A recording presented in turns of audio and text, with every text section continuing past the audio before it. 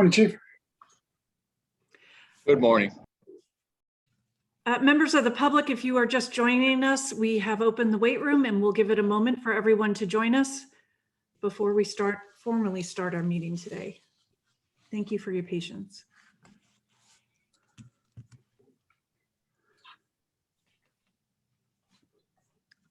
Good morning to all members of the public. If you're just joining us, we'll be getting started shortly.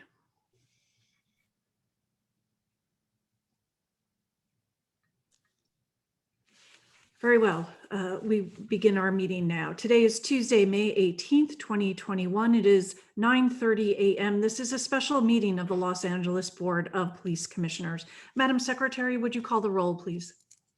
Good morning, Commissioner Decker. Here. Commissioner Bonner. Here. Commissioner Briggs. He's present. Commissioner Kalanche, absent. Commissioner Sobroff. Here. Let the record reflect that we have a quorum. Also present, we have the Executive Director, the Chief of Police, the Inspector General, and the City Attorney. Madam President. Thank you, Madam Secretary, and welcome to everyone joining our meeting this morning. Before we begin our agenda, a few reminders. All public comment will be heard during item 2 on the agenda, to which we will dedicate a total of 45 minutes. Members of the public will have 1 minute per agenda item for a maximum of 2 minutes total. And at the request of the speaker can be given 1 additional minute for general public comment for a maximum of 3 minutes total. Members of the public who participate in public comment are reminded that they can speak to any item on the agenda or a matter within the jurisdiction of the Board of Police Commissioners. Public comment is your opportunity to address this board. So you are free to express your opinion on matters before the board and to generally express when you disagree with other opinions expressed. However, directing your comments to other individuals who have spoken or attacking others who have expressed their opinion shall be deemed off topic and your public comment period will be concluded. Members of the public, if you choose to participate in the broader public comment process and portion of this agenda, there are a number of ways you can do this, and these are all outlined on the agenda. First, written public comment can be accepted in advance of any meeting, and it can be sent to the email address listed, which is policecommission@lapd.online. If you have logged into this Zoom call today, you can raise your virtual hand and you will be put in the queue, or you can if you've called into the Zoom number associated with this meeting that's listed on the agenda, you can press *9 to raise your hand and be put in the public speaking queue. If you wish to just listen to the meeting, of course, you can also just call into the phone numbers listed on the agenda that are designated for call in and listening purposes only. With that, the first item on our agenda, item number 1, is the report of the Chief of Police. Chief Moore, the floor is yours, sir. Thank you, Madam President, members of the board, Inspector General, Mr. T-Fank. As I do each week, I want to speak about our COVID-19 update as to department operations, significant events involving including any categorical use of force, crime statistics, and personnel strength. I'm happy to report that over the course of this last week, we've had no new infections of any department employees. So we stand at 2,696 of our department members, and currently there are no hospitalizations of any department members. So we continue to experience good news on that front. We still have 60 of our personnel that are at home recovering from the pandemic. That is a reduction of 3 from last week's report. Regarding total vaccinations, as to first doses, we added 2 this last week, so at 6,321 membership of the organization, and we added 347 of the second dose, and that included 100 Johnson & Johnson doses that we identified through an employee survey was an interest on the part of our personnel as to access to a second option. The department is now in the process of initiating a email communication with those that have not reported for their second dose to understand if we have bookkeeping errors or if in fact the difference of approximately 1,000 individuals is a result of people who have not followed through with that second appointment.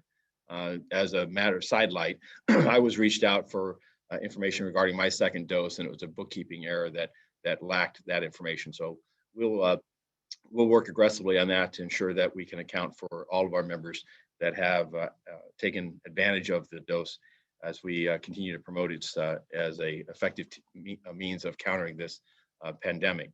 We also this last week issued updated communication to our personnel reiterating our expectation that our personnel wear face coverings when in field activities. There are now some relaxing of guidelines regarding those that have been vaccinated in small groups. But as to larger public settings and certainly in dealing with field encounters involving investigations and so forth, the expectation is our personnel will continue to wear face coverings regardless of their vaccinated status. Moving onward, there's two significant events. I want to bring attention to the status of really the closing of an investigation of a significant personnel matter. And I am limited by state law as to how much information I can provide, but I have heard over the weeks the interest in regards to what was commonly referred to as a George Floyd Valentine post, a matter that came to the department's attention on the 12th of February when a group of employees observed an image that was posted online in an Instagram account. And they were disgusted by it. They felt that it was inappropriate, and their concern was that it was potentially being distributed across the department and perhaps even created by someone within this department. They notified a staff officer, and we initiated a complaint investigation immediately. And the purpose of that investigation was to determine whether or not the offensive image was in fact created by a member of this organization and or was it distributed amongst the organization. The initial days of that, we found no evidence of the image being posted or physically posted at any of our department facilities. And we interviewed everyone who brought this to our attention and determined that they had not furthered the distribution of it or added any remarks or otherwise. We did identify one department employee that received the image from outside of the organization and forwarded it to another department member who stepped forward and identified that transmission. I have sustained an act of misconduct against that involved employee and directed that individual to a board of rights. I believe that conduct it will not be tolerated, and it does constitute misconduct. On and off duty, the use of social media does subject the department employees to personnel actions given their status as members of this organization.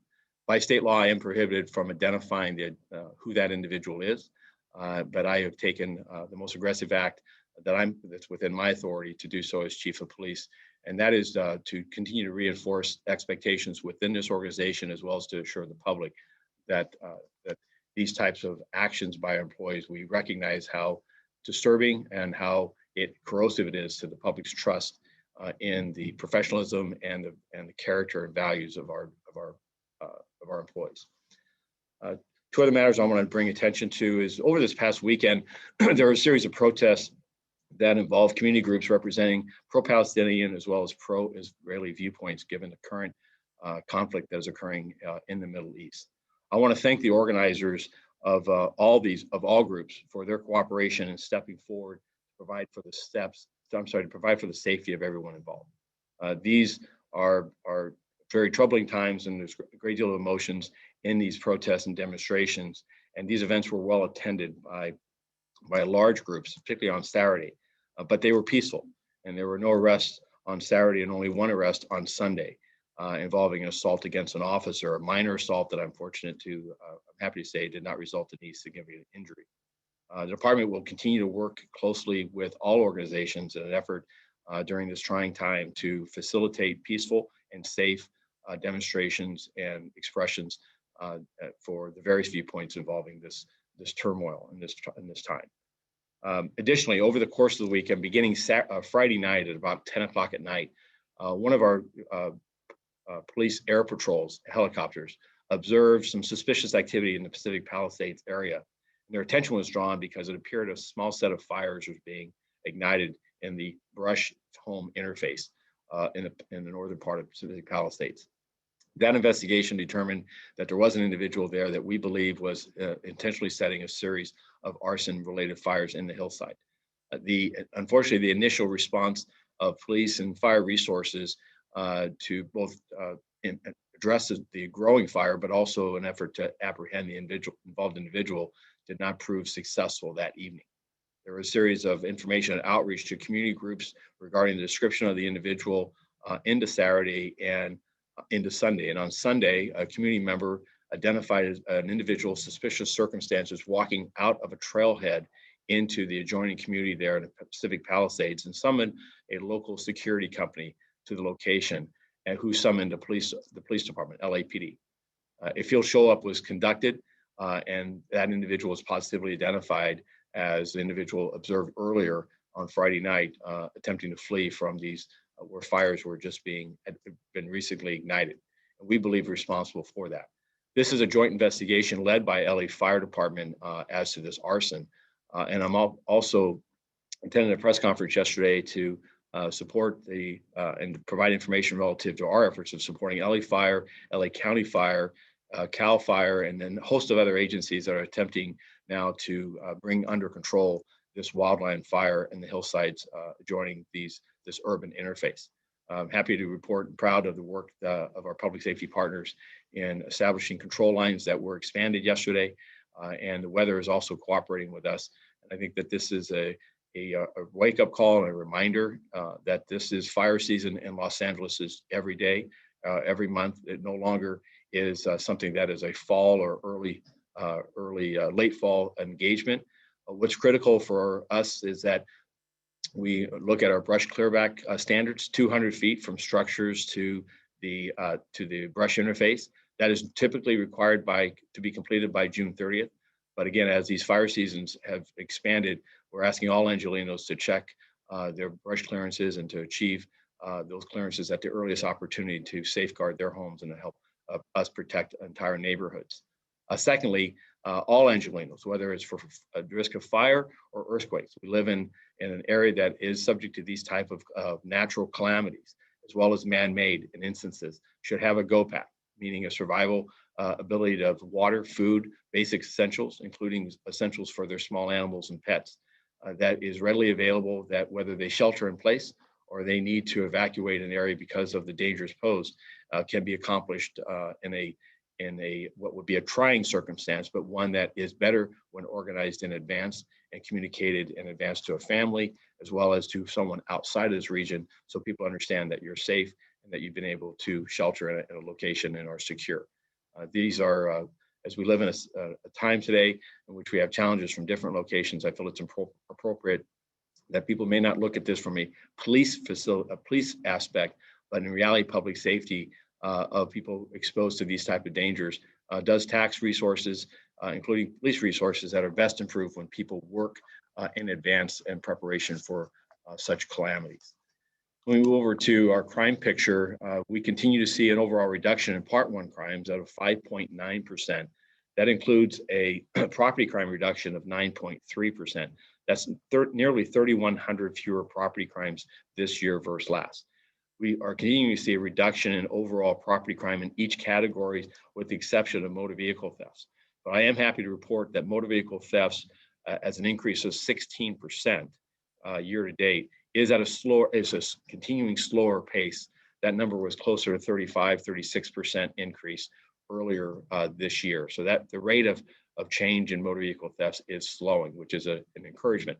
We are also within property crimes, however, seeing an erosion of the earlier gains in property crime reduction, and that we directly attribute to the reopening of our communities and the society. Specifically, the critical aspect I'm asking the public to pay attention to is that when they're now going to markets and stores and restaurants and entertainment venues that are now opening, is that they lock it, hide it, keep it, that they secure their belongings, that they be mindful of lighted areas and be mindful that there are those in our communities that are using those venues as opportunities to commit crimes.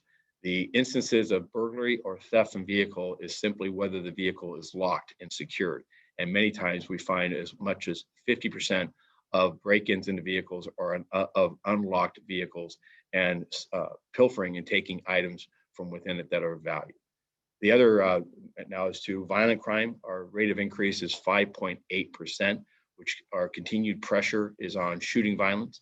Homicides are at 129 this year versus 102 last year. That is a 26.5% increase, an addition of 27 additional homicides. When we look at our violence, sexual assaults, robberies continue to be lower this year versus last and the year before. Our aggravated assaults do, however, have nearly a 13% increase. That is an additional approximately 540 additional aggravated assaults. And the seriousness of those assaults has increased this year versus last, meaning that aggravated assault can be oftentimes a simple battery. In fact, the majority of those still are. But we have seen proportionality of those aggravated assaults involve more shooting violence and more weapons that are actually employed causing injury to our victims, which is, of course, a very concerning matter to us. Shooting victims, 521 shooting victims this year versus last year of 311. That's 210 additional shooting victims. Last week, that number was 201. So the pace of our shooting violence has continued to, it's not accelerating, but it is at an accelerated rate from where it was last year. We continue to be impacted, where 49% of our shooting victims are gang related, and 77% of persons killed by gunfire are gang involved. And so our effort there continues to work. I'm hopeful that City Council receives the mayor's budget for voting for final approval this Thursday. And I believe that there are strategies funded by the mayor's proposal for additional gang reduction youth development resources, as well as additional intervention and prevention services that will help us in the public safety initiatives of reducing gun violence as we exit this pandemic. As I look across America, and I have forwarded a report to the executive director from major cities across America in regards to the rate of increase, there is a concern about whether the hangover effect or the lasting impact of the destabilizing impact of the pandemic on all of our social institutions, of how long it will take before us to get those back in play and to restore some sense of safety and security on these neighborhoods that have been most impacted by violent crime. We're paying a great deal of attention to that, as well as looking at strategies that other cities are embarking on, and as they try to, similarly to us, reduce the level of shooting violence. To that degree, the efforts of New York, Chicago, Houston, Philadelphia, those are all matters that I speak regularly with their chiefs to understand their strategies and what works. I will tell and relay, however, that those calls come to us as well. And so far, the best strategies that we have identified has been this full community effect of community engagement, active communities involved in their own safety, their own efficacy of security, not allowing this to go unaddressed, to encouraging peace. And that includes outreach and engagement intervention workers working actively in our communities. So I'm hopeful that with the June 15th date that the Governor Newsom has announced relative to the next transition through this pandemic, that we'll see more and more access by our intervention workers with those involved in violence as an effort to deter further acts and to keep it from spiraling. It is time and time again shown that those investments do promote and do achieve results of fewer gun violence. Regarding our staffing levels, we are now at 9,503 sworn members of this organization. That is approximately 250 below our stated deployment numbers of the budget for this year. And we are at 2,760 civilian positions, which is a under deployment of approximately 91 positions. And that concludes my report.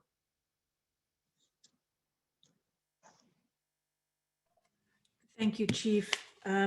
Just a couple of quick items for me and colleagues, just so you're aware. I believe it's next week or the meeting after that, we'll be having a presentation on recruitment and hiring, and we can get more into the details of that. By the way, I'm just alerting you to that, not to preclude any questions you may have of the chief on that issue. Chief, a directed board of rights. I just want to be sure members of the public understand what that is. You referred to that. Does that mean in general terms, not speaking as to any specific case, when a chief of police of the LAPD directs an individual to the board of rights, does that mean you've recommended termination? For removal, yes. For removal, thank you. And Chief, you talked to turn to the violent crime numbers. summertime traditionally has been a time, at least historically, where violent crime goes up, at least traditionally.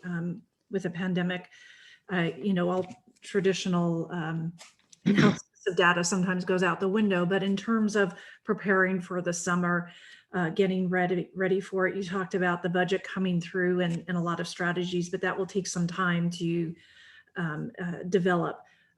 Outside of the budget coming through, is the department looking at other strategies, particularly for the summer?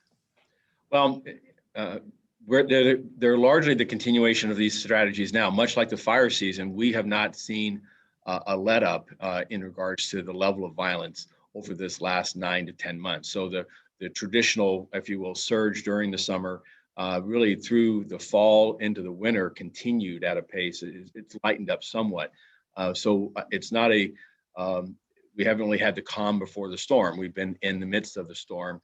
I do believe that there's provisions within the budget that is going to help us, i.e. there's been some set-asides for overtime resources that will allow us to augment staffing in some of the areas that have experienced increases in violent crime, including persons experiencing homelessness and this underlying safety issues around some of those communities that have these large or involved encampments.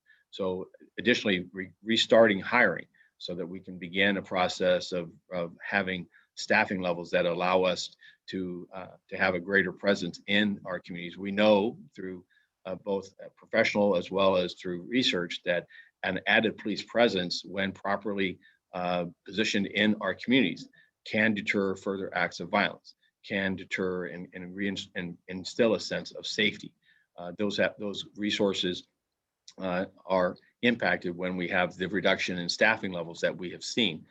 So there's no magic trick here, but I will say that what is critical is that this shared responsibility of the summer months coming is that we're working effectively with all of our communities. And I want to call out that as an example of that, for instance, there was just yesterday a memorial service in a housing development in South Los Angeles that we had concerns that because of tensions and grief and the trauma that was involved in the communities, that there could be violence in those communities.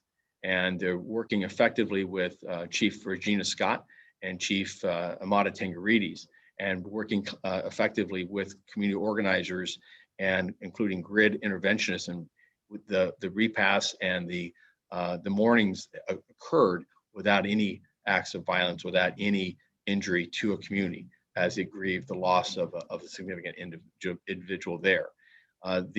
What has been, and I don't particularly care for this word or words, but the quote unquote hood days that have been referred to the neighborhoods who have gang involvement, they have gang groups or cliques, and there is a practice or a manner of looking at the calendar and its numeric makeup to identify their birthday, if you will. It's not official. It's just that's a ritual or custom within a community. And in those days, they can have celebrations and public gatherings now in public places, often because venues are closed, that have resulted in violence, both within the groups themselves, as well as attracting rivals to the location where violence has been committed.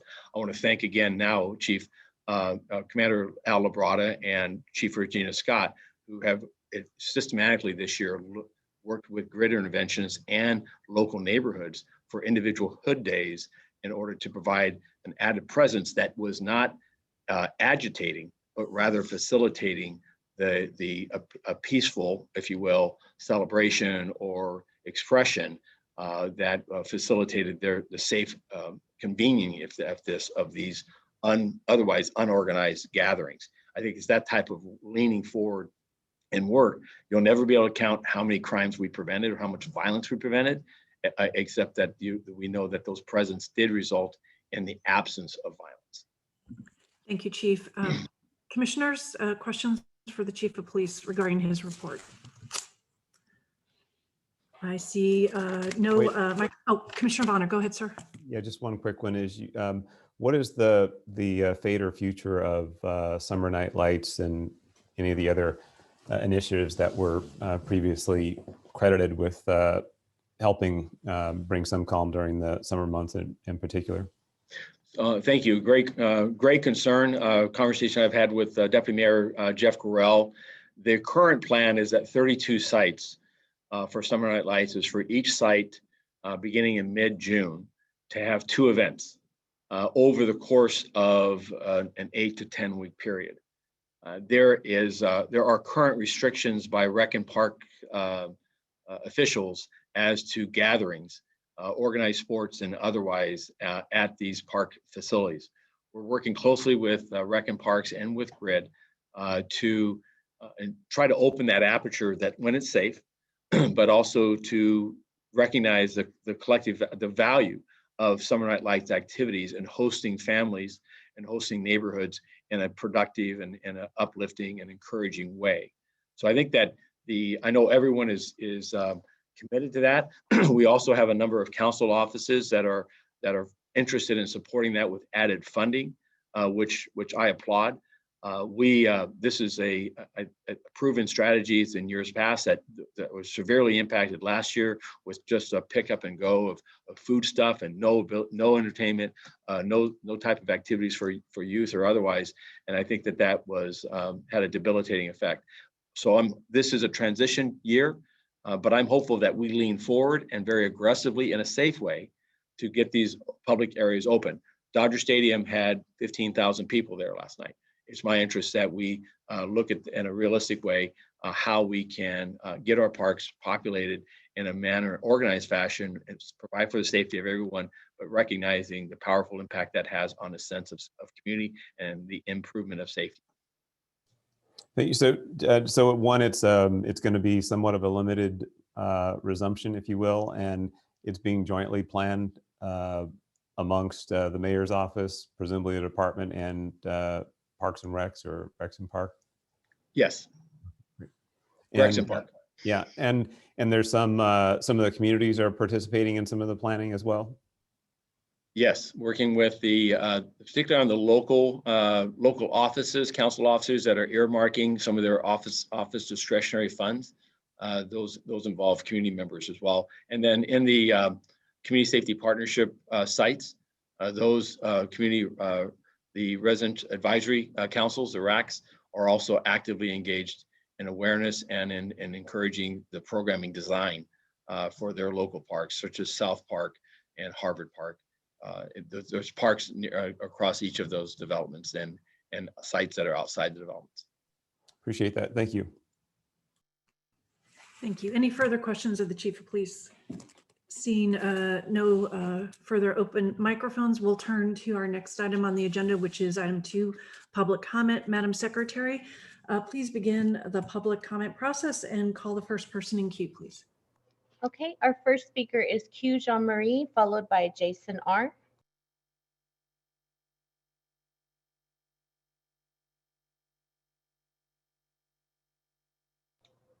Q, you're on.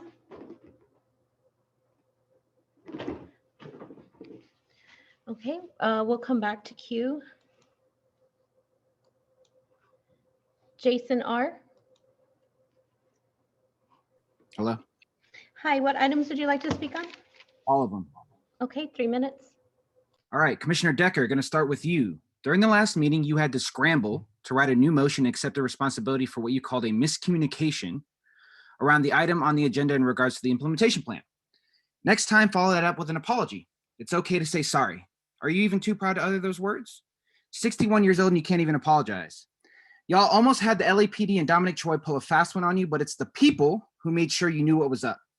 What I'm trying to understand is why commissioners voted to give the LAPD more time and resources to create working groups in regards to an implementation plan when Mobster Moore specifically said he wasn't in favor of the Permanent Bureau to Police protest, nor the snack budget.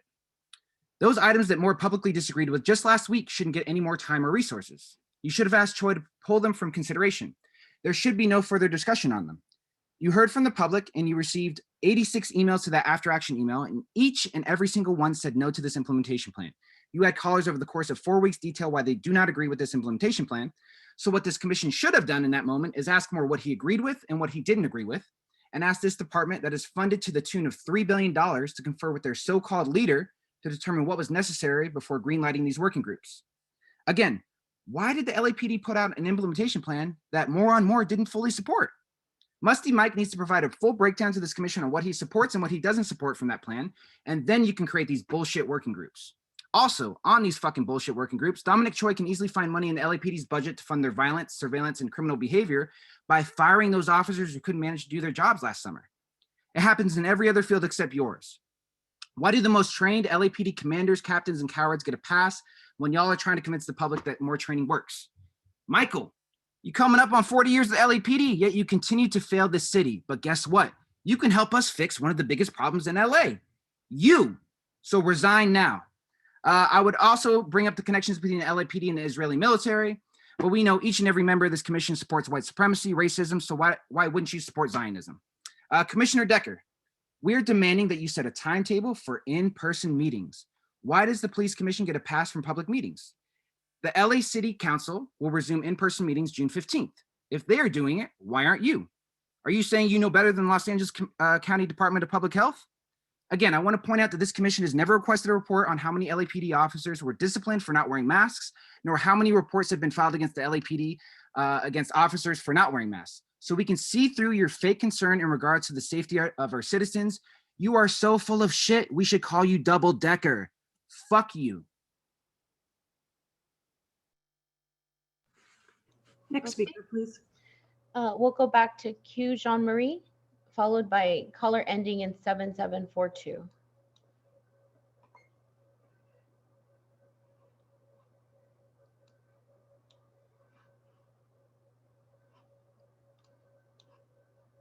Q Jean-Marie. This person's not available. Let's move on the queue then. Caller ending 7742, followed by caller ending 4952. Oh. 47.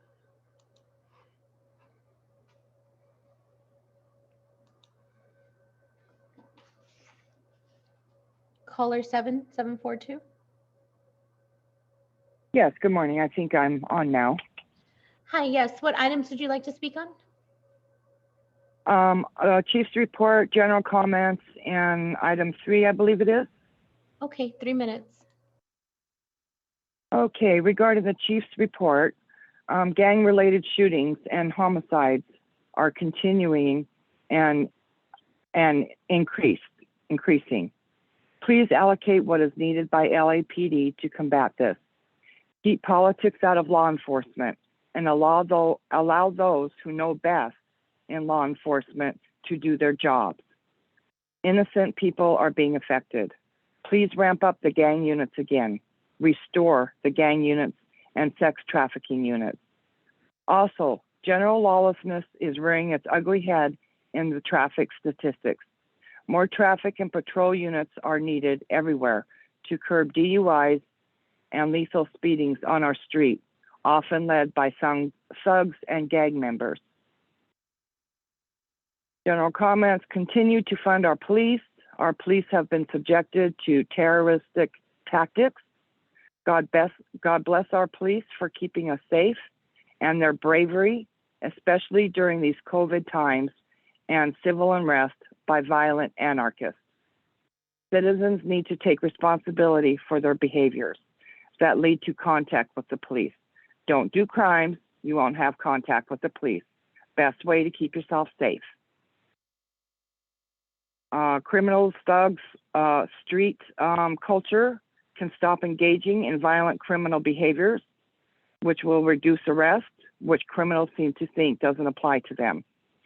I'm glad to see that the mayor's budget does include some community involvement, and I look forward to their success. Thank you.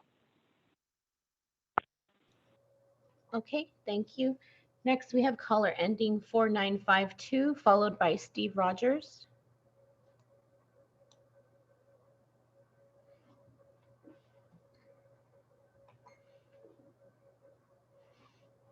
Hi, can you hear me? Hi, yes. What items would you like to speak on? I'll speak on all of them, please. Okay, 3 minutes. Hi, this is T. Guerra. I'm with the Stop LAPD Spying Coalition and with LAPC Fails Coalition. I'm calling in to condemn in the strongest possible terms the relationship between LAPD and the Israeli military, and to condemn the support of the Friends of Israel Defense Fund, to which Steve Soboroff and his companion in white settler violence, Casey Wasserman, have made contributions. LAPD does have a long relationship with the Israeli military, a If force this that has isn't for decades inappropriate, I don't know what is. a force that has for decades inflicted terrible harm and devastation to the people of Palestine. Please tie your comments to the Los Angeles Police Department and the jurisdiction of the Board of Police Commissioners, please. I'd like to reclaim my time, please. And this is, I'm now going to go on and talk about the connection between LAPD and the Israeli military. We do understand that these two murderous regimes have much in common, and it is no secret that LAPD makes trips to Israel to train with military forces there and to exchange information, tour surveillance factories, and attend conferences about the use of data to surveil, control, trap, and to legitimize occupation and to ultimately bring death and destruction. This exchange of information goes back to 2002. LAPD's Bill Bratton made multiple trips to Israel from 2002 to 2009, and soon after, Israel began adopting Bratton's broken windows approach, in which police crack down brutally on minor infractions, a tactic that is used to criminalize and punish people for being poor and used here in LA today to terrorize Black, brown, and poor neighborhoods. Other technology used by both forces includes predictive policing, CCTVs, cell phone surveillance, and use of drones. And it's worth noting that the use of drones for surveillance was part of what was covered by LAPD's visit to Israel in 2014 by Horace Frank. And it's no surprise that in 2014, LAPD also started secretly pushing the acquisition and use of drones here in LA, which was written into permanent policy by this board in 2019, again, facing widespread pushback from local communities. These programs facilitate an exchange of worst practices, including racial profiling, mass surveillance, police shootings, and violent suppression of political dissent. The idea that security for some communities require violence against others is a deadly falsehood that underpins the policies of both the U.S. and Israeli governments. We condemn LAPD's relationship with the Israeli military and lift the demands of the community of Sheikh Jarrah, who are being violently evicted so that settlers may build on the destroyed rubble of their homes. These demands include the ceasing of all further colonial trials and orders and demand recognition of the Israeli legal system Speaker, and collusion with, I'm making this connection. It has to remain relevant to matters before the Board of Police Commissioners with respect to comments on that topic. So, Madam Secretary, the next speaker, please. Okay, the next speaker is Steve Rogers, followed by Kim Isaacs.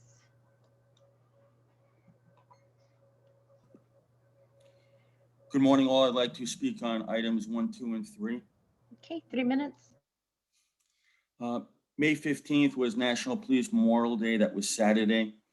And I'm going to ask for 45 seconds or approximate as a moment of silence. Please do not go to the next speaker. I'm asking for a moment of silence to remember the sacrifices of our heroes, and I'm doing that now in prayer.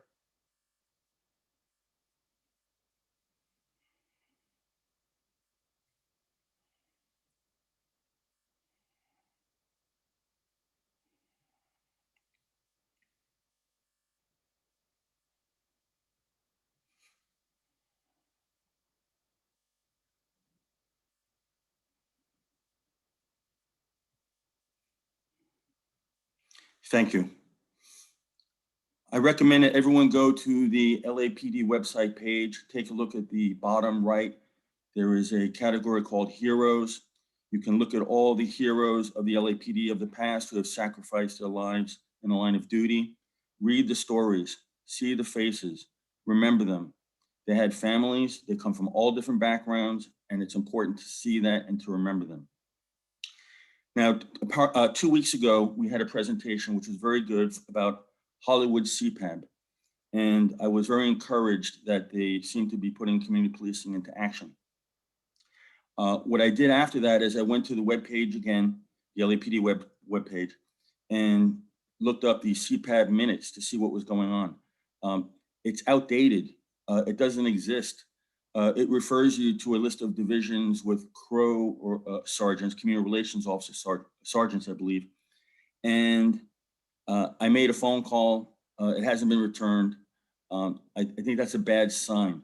Okay, I cannot find the CPAB meetings, the virtual meetings. I think virtual meetings are actually a good thing because members of the public who can't get there because it's a difficult, to get to meetings sometimes it's difficult for some people. So I want to include as many people as we can. We should have in-person meetings when possible, in addition to the Zoom component. But I'm asking that we look at the status of community policing, partnership and collaboration. LAPD operates by numbers. The chief gives a report that focuses on statistics. Really, a lot of those crimes are unreported. That's the reality of it. The homicides and the car thefts, stolen vehicles, those are accurate. And those are the ones that are going up because you can't hide a homicide and people report their cars when they're stolen. But the others, I know for a fact that the crime is severely underreported. People have given up in some cases, and that's not good. Asian Pacific Heritage Month, that's a good thing, but let's recognize everybody, not just particular groups. It happens to be Jewish Heritage Month, and I don't hear any discussion of it. God bless you all.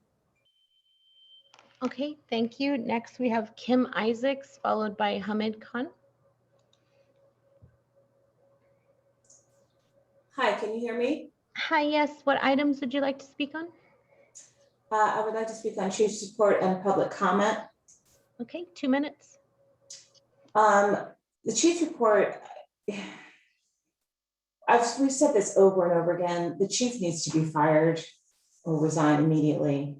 He has not shown any ability to control his officers, the killings that have happened from the officers, no consequences. The way that the protesters have been handled over the past year has just been terrible. And then even had the nerve to ask for more money after harming several people that have permanent damage to their bodies and even lost an eye. He needs to be fired. Secondly, as far as my public comment goes, this is something that is horrible, what's going on in Israel. And LAPD has a long collaboration and deadly exchange of information and tactics with the Israeli military. That needs to stop immediately. And the other thing I'd like to know is the chairman of the, Jeff New, the chairman of the LA Police Foundation, did he donate $500,000 to the LAPD while also meeting regularly with Mayor Garcetti and other high-ranking city officials? We deserve an answer to that question. I'm going to yield the rest of my time. Okay, thank you. Next, we have Hamid Khan, followed by Betty Lay. Hi, can you hear me? Hi, yes. What items would you like to speak on? All of them, please. Okay, 3 minutes. Yeah, it's really interesting that the minute you start speaking about Israel or the support of the Zionists to the United States Police and Los Angeles Police Department, immediately you're cut off. And the previous speaker, my comrade Tiff Guerra, had not even taken full 1 minute out of the public comment before you just shut him down. But the fact remains that, that we have a long history, and this is my public comment period, so don't cut me off. The fact remains that the Jewish Institute of National Security, ADL, American Jewish Committee, have been guiding and have been training and have been sending people. Over 23,000 police officers have gone. And this is part of my public comment, Decker, don't stop me. Khan, you need to connect this to the LAPD. I am. So and LAPD is a part and parcel of this thing. Horace Frank, as Tiff said, went back, and there's about the drone training and how Israel has been training Los Angeles Police Department, how they have come in with their counterterrorism strategies, their counterinsurgency strategies, and how LAPD has been deploying them on the regular. LAPD has deployed them in their tactical operation, and there's all history of that. There's all documentation of that. So that's exactly why, in the United States, we have law enforcement killing somebody every 8 hours. So you can't stop us from speaking truth. And I think there should be a moment of silence for people that are being murdered ruthlessly in Jerusalem and in Gaza and in other parts of Israel as well. Which brings me to my second point, that today you'll have on your agenda the conversation about CIPRA audit, the California Public Records Act. And we continue to struggle with the Los Angeles Police Department. We've already filed lawsuit 3 times. We won 2 public records lawsuit where you had to give us the documentation. We filed another public records lawsuit earlier this year on LAPD's budgeting process. This morning, Moore, I sent a letter on behalf of the Stop LAPD Spying Coalition about a SIPRA request that we've had open since July of last year. So 10 months have gone by and we're still waiting, and LAPD continues to play games with us. We had Elizabeth Rhodes, supposedly the head of constitutional policing, who wrote a letter to Richard T. Feng complaining that why the Stop LAPD Spying Coalition keeps on asking for so many documents. Well, we do because we investigate, we expose your lies, we expose your conspiracy, and we expose these programs that are there to cause harm to the communities. And now we are going to expose the fuckery that is embedded in the data-informed community-focused policing. Bonner, remember predictive policing, PredPol, Operation Laser, chronic offender program? Well, we were able to get the names of those who had 0 points as well.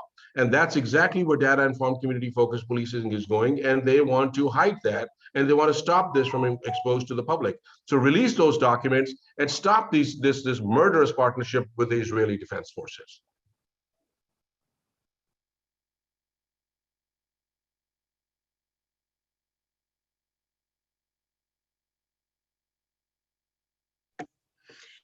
Hello, can you hear me? Yes, one second, Ms. Laib. Madam Secretary, are you there? Oh, yes. Okay, there we go. Thank you. Betty Lay, what items would you like to speak on? The chief's report, general comment, and 3F. Okay, 3 minutes. Thank you. First off, I want to be respectful and let everybody know I'm going to follow the police commissioner's policy. So to start with, I support LAPD. I support Chief Moore. I was very pleased with his chief's report regarding Saturday Night Lights and getting involved with the different communities. That's very important. And then on items 3F, I think it's extremely important for this gathering because they do strategies and come back with lots of information that can help all different law enforcement agencies. And my public comment is I want everybody to understand they need to follow the agenda. They need to be respectful. And hopefully everybody can do that in a nice, respectful, valuable way. I have a lot more, but I think I've made my point. God bless law enforcement. Thank you for everything you do. And hopefully our City Council Public Safety Committee can get things straightened out for the better. Thank you. I yield the rest of my time. Okay, thank you. Next we have Star, followed by Manar Jarbon.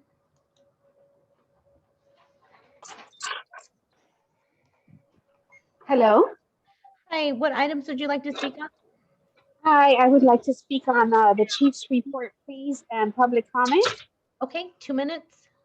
Okay, thank you so much, Chief.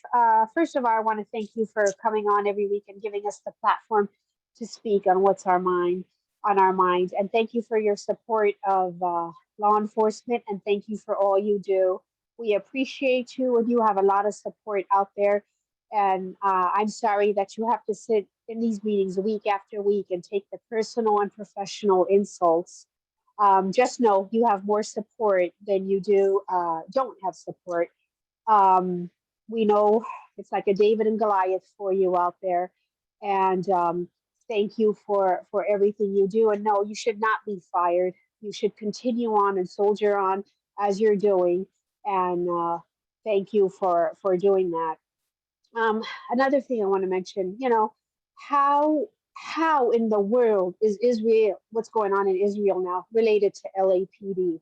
I mean, this is absolutely ridiculous and nonsense that now LAPD is linked on to a war that's happening on the other side of the world.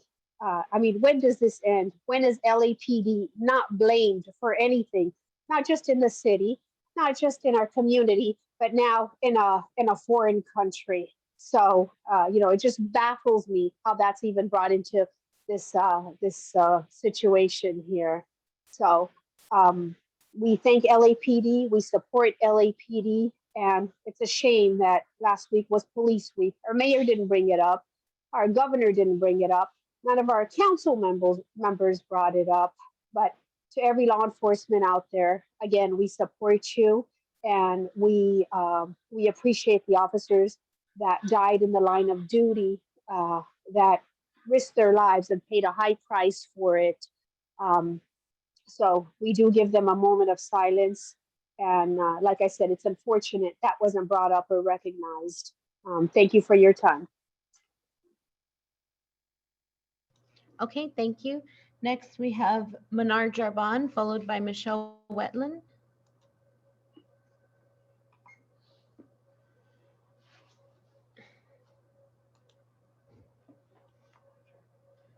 Manar, you're on.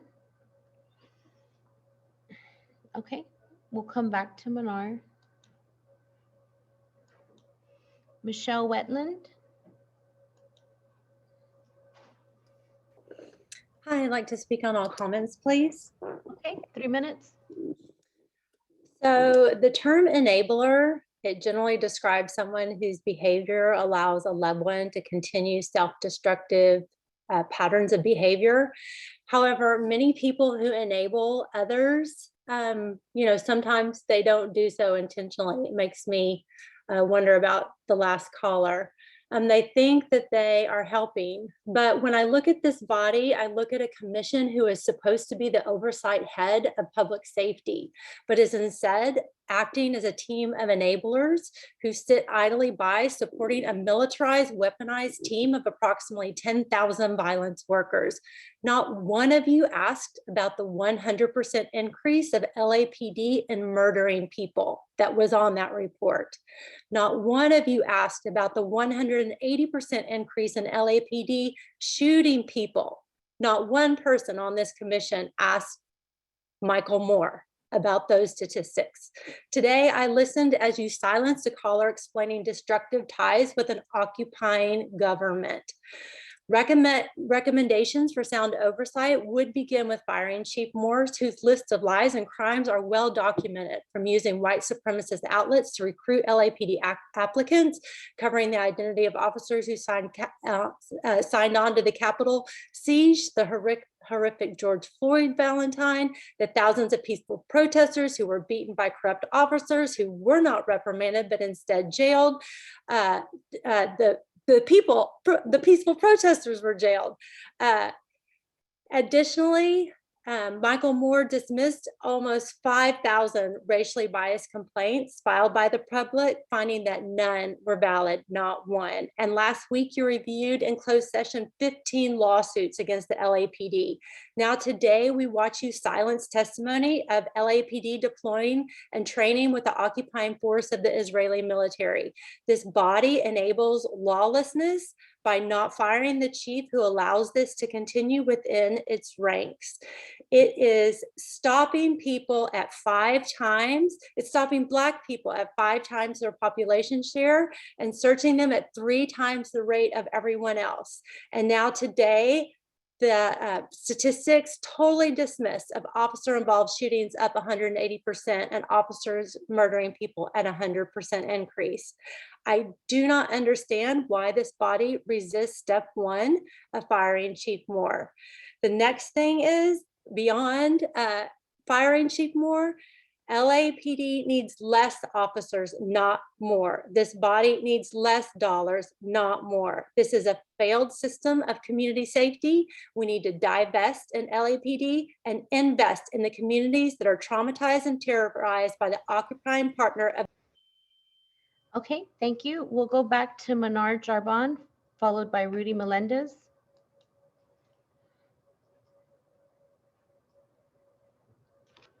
Manar, you're on.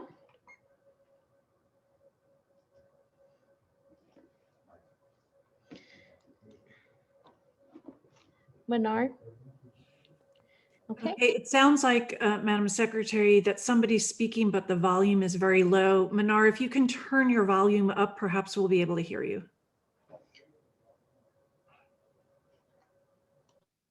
All right, let's move on then, Madam Secretary.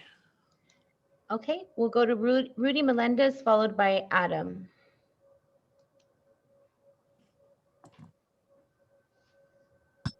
Hi, good morning, everyone. Thank you, LAPD and Chief Moore. I just wanted to echo the sentiments of some of the earlier public comments and share our support for LAPD and law enforcement in our community. Thank you for all that you do for us. We really appreciate you. We want more of you in our community. We want to see you more often. And I just would like to point out that I also would love to see LAPD update the CPAP meeting information online so that community members that want to show their support for our law enforcement have the ability to attend these meetings. It's important to let our senior lead officers know that we support them, and quite frankly, it's difficult and challenging to get into those meetings. So maybe there's a way we can work on bridging that gap. Again, I just wanted to thank you for your service to our community. We support you, we love you, and we wish you all the best. Thank you. Thank you very much. Okay, thank you. Next, we have Adam, followed by T. Hi, can you hear me? Hi, yes. What items would you like to speak on? Could I speak on all items, please? Okay, 3 minutes. Actually, I'm not gonna speak to 3D, so the rest of them. Start the clock, Madam Secretary. Let's go. Oh, let's go. Good morning, Ms. Decker. Yeah, Chief, I feel really bad that you have to sit through this meeting every week, you know, making a good portion of 500 grand a year to listen to maybe 15 residents in a city of 4 million speak to you about policing. I just feel really bad for you that you have to really sit through that, especially after the retiring and getting your 1.27 million payout. It's just, I've never felt worse about somebody's personal experience here every Tuesday for 15 minutes or whatever. My son wants to take off his jacket, which is what's going on here.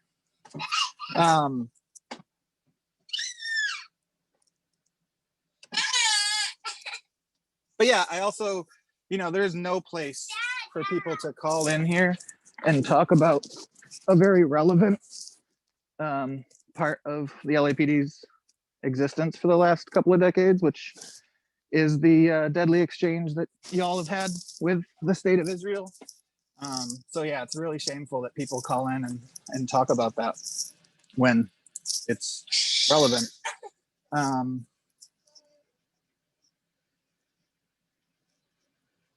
It's weird to see who you interrupt and who you try to silence versus who you don't on these calls. Becky, have a good day. Next speaker, please. Okay, thank you. Next. I'm back. We've moved on to the next speaker, please. Okay. Next speaker is T, followed by Ted Trubinsky. Hello? Hi, what items would you like to speak on? All of them. Okay, 3 minutes. Okay, first off, want to honor the fact we're on Tongva Kish, Tataviam, Chumash, and Hachiman land. I want to honor the over 630 something lives stolen by LAPD and LA Sheriff's Department with zero accountability. Chief Michael Moore, we got to stop calling him chief because it's an insult to Indigenous people.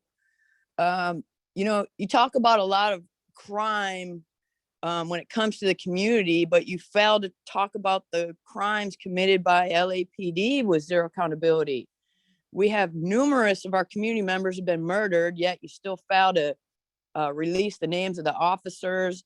You still fail to fire these police, you still foul, and there's no prosecution. So, we really need to work on that, because police murder our folks with zero accountability. And then you're in every facet of our community, from our hospitals to our schools to our homeless folks, to funerals. Now y'all are showing up to funerals in South LA. I really don't understand that. Further traumatizing our people. We don't need police in every facet of our lives. In fact, the community has spoken otherwise. And you continue to drain resources that are for our communities, and wonder why we have a homeless crisis, right? Because LAPD is eating up 54% of our city's entire budget. $3 billion a year, really? Imagine what we can do with $3 billion. We could house folks, we can create mental health programs, we could have more for education and senior programs and disabled folks. Yeah, I don't understand how y'all can sit on here week after week and you talk about crime, but you fail to even acknowledge the gangs in the police department and police murder. It's unconscionable what y'all are doing. So we need to fire more. In the midst of a budget season here in LA, it's worth pointing out that the board, who are purportedly the citizens' voice in police affairs, continue to do the bidding of the police department you're tasked with overseeing. This week, Israel continues to launch devastating airstrikes on Gaza, murdering children and families, destroying homes, hospitals, and roadways. Join in solidarity with those targeted in genocide in Palestine, and condemn LAPD's long collaboration and deadly exchange of information taxes with the Israel military. Hello? Hello? Thank you. Just keep it relevant to LAPD. Thank you, T. It is relevant. Why do you keep cutting us off? You let pro-blue people speak and target our community and our organizations, but you stop us when we're speaking truth to power. Thank you. Next speaker, please. Okay, next speaker is Ted Trubinsky, followed by caller ending 8469. Good morning, just public comment. Okay, 1 minute. Chief, you mentioned that we weren't able to quantify the number of violent incidents the LAPD are able to prevent by being at places like Hood Days or like the last caller mentioned, at funerals, but we are able to quantify the violence that LA has been done by being present in our communities, especially this past year, as we've seen an increase in officer-related shootings. Chief Moore, please resign. The board has heard the public's opinion about the action after reports in the past several weeks. Where is the system of community oversight? You've heard what the community feels about these reports. Finally, just calling to say that the department has lost community support and trust. Community members do not have faith in the officers and the department. I yield the rest of my time. Thank you. Okay, thank you. Caller ending 8469, followed by Matjos Kedane.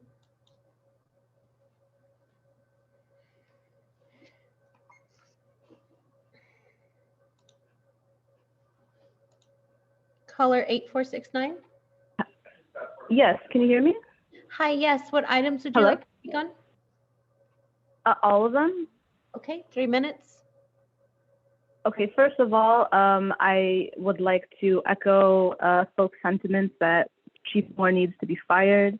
In the midst of budget season here in LA, it's always worth pointing out that this board, who are purportedly the citizens' voice in police affairs, continue to do the bidding of the department that you're tasked with seeing.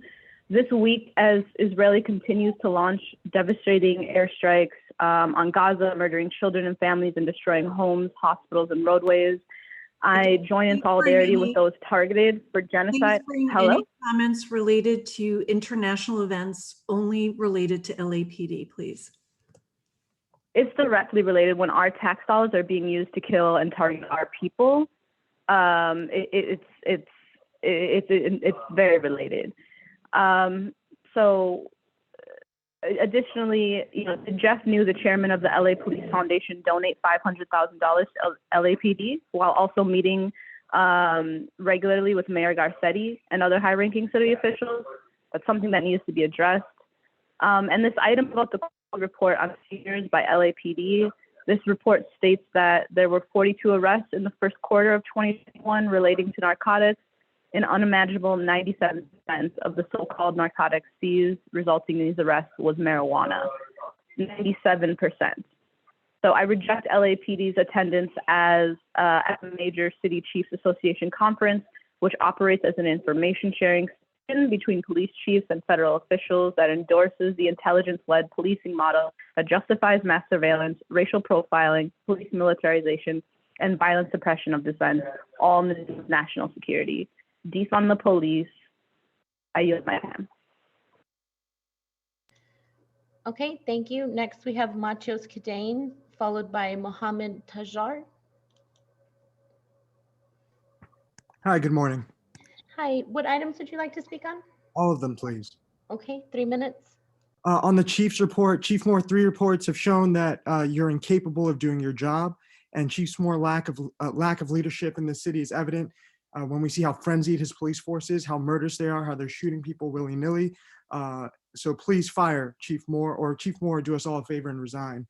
And Chief Moore, please don't refer to your marauding gangs as cliques. They don't hang out by the lockers. They literally target Black and brown Angelenos and murder them. These gangs, who in their free time attend white supremacist attacks on our city's capital and pass Valentine's mocking the murder of George Floyd, are not cliques. When will you name the officers that attacked the Capitol? Also, I want to echo what the last caller said. We reject item 3F on the agenda.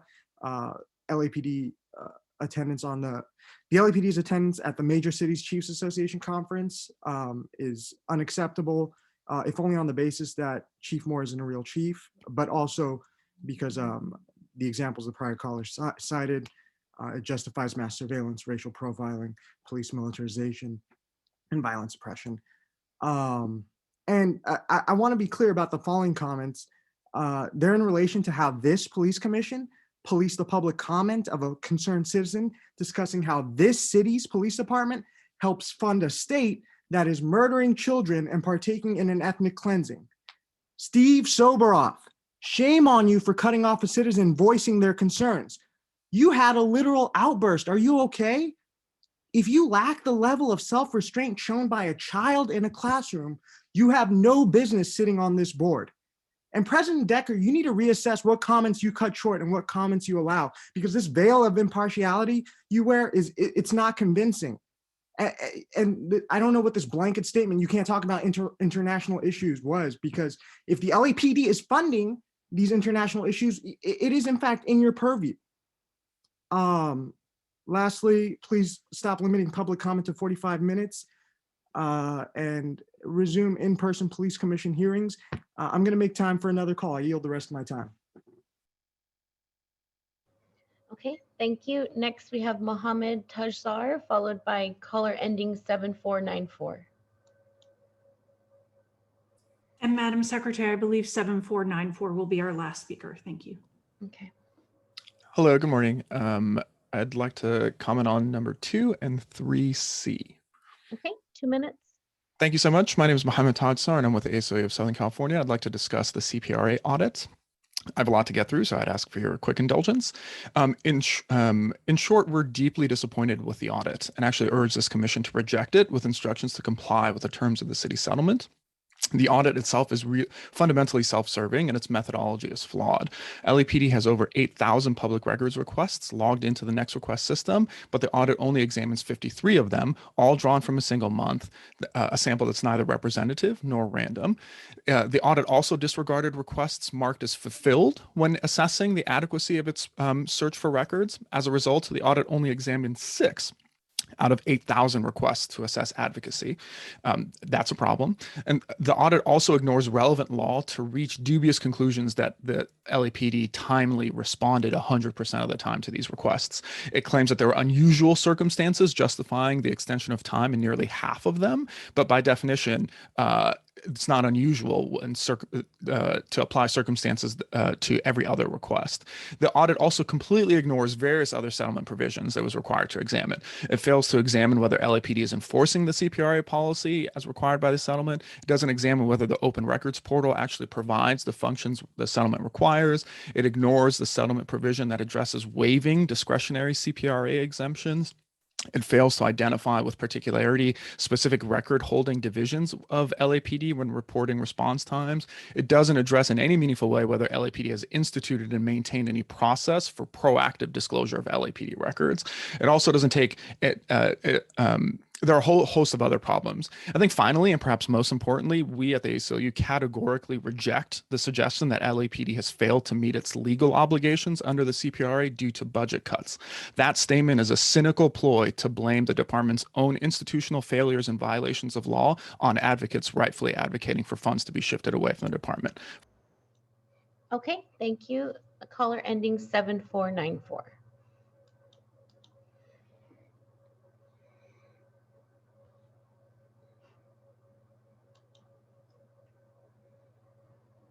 Hello.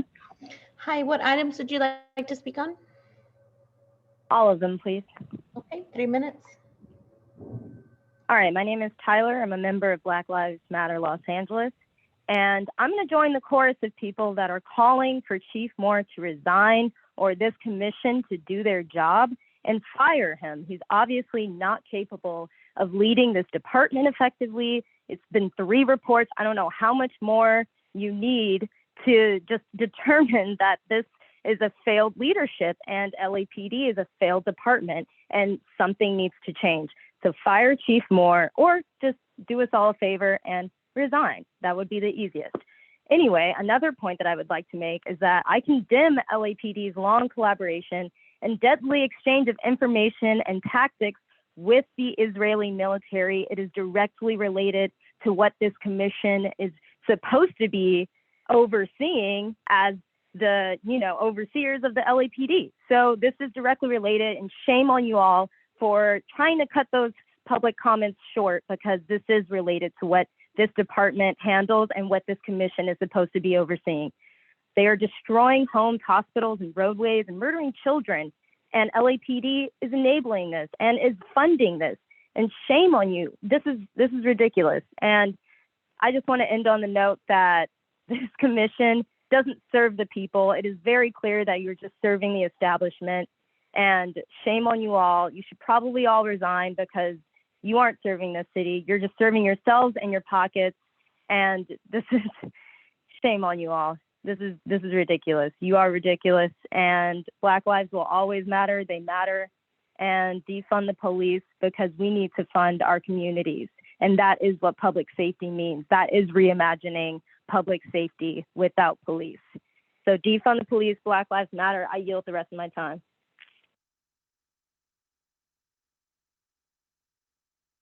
Madam Secretary, we can take one more caller. Okay, and our next caller is Juan Garcia.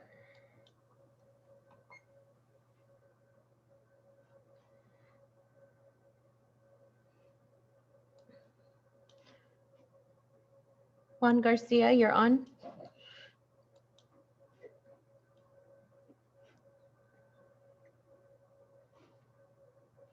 Okay. Okay, let's try one more person and see if they're there. If not, we'll just move on. Thank you. Okay, initials JE. Hello. Hi, what items would you like to speak on? All of them? Okay, 3 minutes. All right, let's start off with the easy one, Friar Moore. I'm not going to call you chief because that's disrespectful. In the midst of budget season here in LA, it's always worth pointing out that this board, who was purportedly the citizens' voice in police affairs, continue to do the bidding of the police department you're tasked with overseeing. This week, as Israel continues to launch devastating air attacks on Gaza, murdering children and families, destroying homes, hospitals, and roadways, I join in solidarity with those targeting for Again, if you're going to comment on international events, you have to tie it to the Los Angeles Police Department. Jeff New, the chairman of LA Police Foundation, donated $500K to the LAPD, who also is meeting regularly with Mayor Garcetti and other high-ranking city officials. This item is about item 3E. This item is about the quarterly report of seizures by LAPD. This report states that there were 42 arrests in the first quarter of 2021 relating to narcotics, and unimaginably 97% of the so-called narcotics seized resulting in these arrests were marijuana. Let me emphasize 97%. And then item 3F, I reject LAPD's attendance at the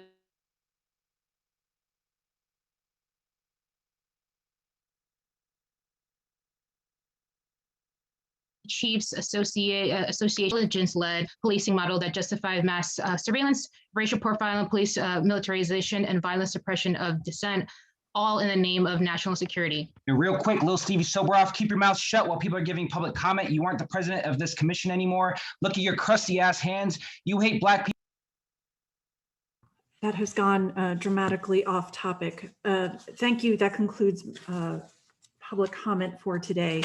I will add that members of the public, you're reminded that when you do make public comment, you must address it in a manner that is within the jurisdiction of the Los Angeles Police Department and more particularly the Board of Police Commissioners.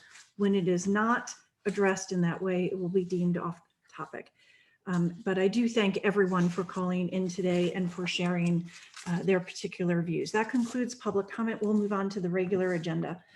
The regular agenda items first will bring up a verbal presentation discussion by Northeast Division and the civilian co-chair of the Community Police Advisory Board. Madam Secretary, if you could call those individuals up who will be giving a short presentation on the CPAB in that area. I believe Captain Sandoval, there we go. The captain, we see you've been brought to the panel. Please open your camera and your microphone. Thank you. And to your guests as well, if I could ask them to open their cameras and microphones. And Captain Sandoval, I'll turn it over to you. Thank you, sir. Thank you, Commissioner Decker. Good morning, and thank you, Commissioners, Mr. Teefank and Chief. Thank you for the opportunity to introduce you to Northeast area and to our Community Police Advisory Board.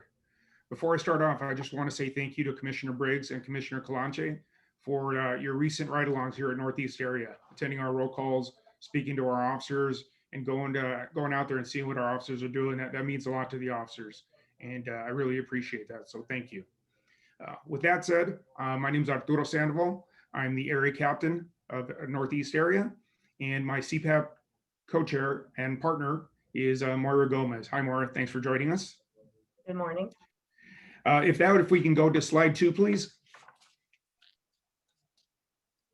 Actually, if we could bring the slides up, Madam Secretary.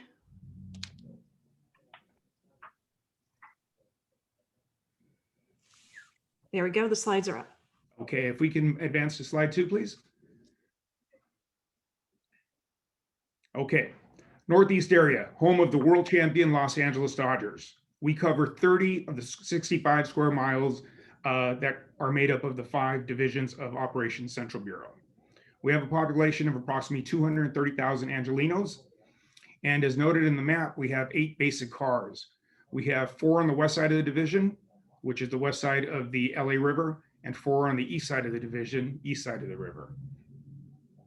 We have just under 300 officers and civilian personnel assigned to Northeast area. As to crime, part 1, we are down year to date when comparing to 2020 by 2.7%. And comparing to 2019, we're down 9.4%. Unfortunately, our shootings are up. Comparing us to 2020, we've had 13 additional shootings this year compared to 2020 with a total of 49, and 19 additional shootings when we compare it to 2019. Our hits are the same with 15 people being hit in 2020 and 2021. And 2019, we had 13 people hit at this time last year. Our homicides, we're at 8 for the year. And last year, this time, we were at 5. If I can move over to slide 3, please. So within Northeast area, we have several jewels of the city. As I noted, Dodger Stadium, in 2019 alone, we had 3.8 million fans attend Chavez Ravine. Griffith Park covers over 4,300 acres of land and is the second largest city park in California. Within the park, Northeast is responsible for patrolling the Greek Theater, the Observatory, the Los Angeles Zoo, and the Autry Museum of the American West. Pre-pandemic, Griffith Park reported having over 10 million visitors annually. We also have the prestigious Occidental College, which has been referenced as the Ivy League West and Princeton of the West. And of course, one of my favorites, the historic Los Angeles Police Academy, which is in Elysian Park. If we can move over to slide 4, please.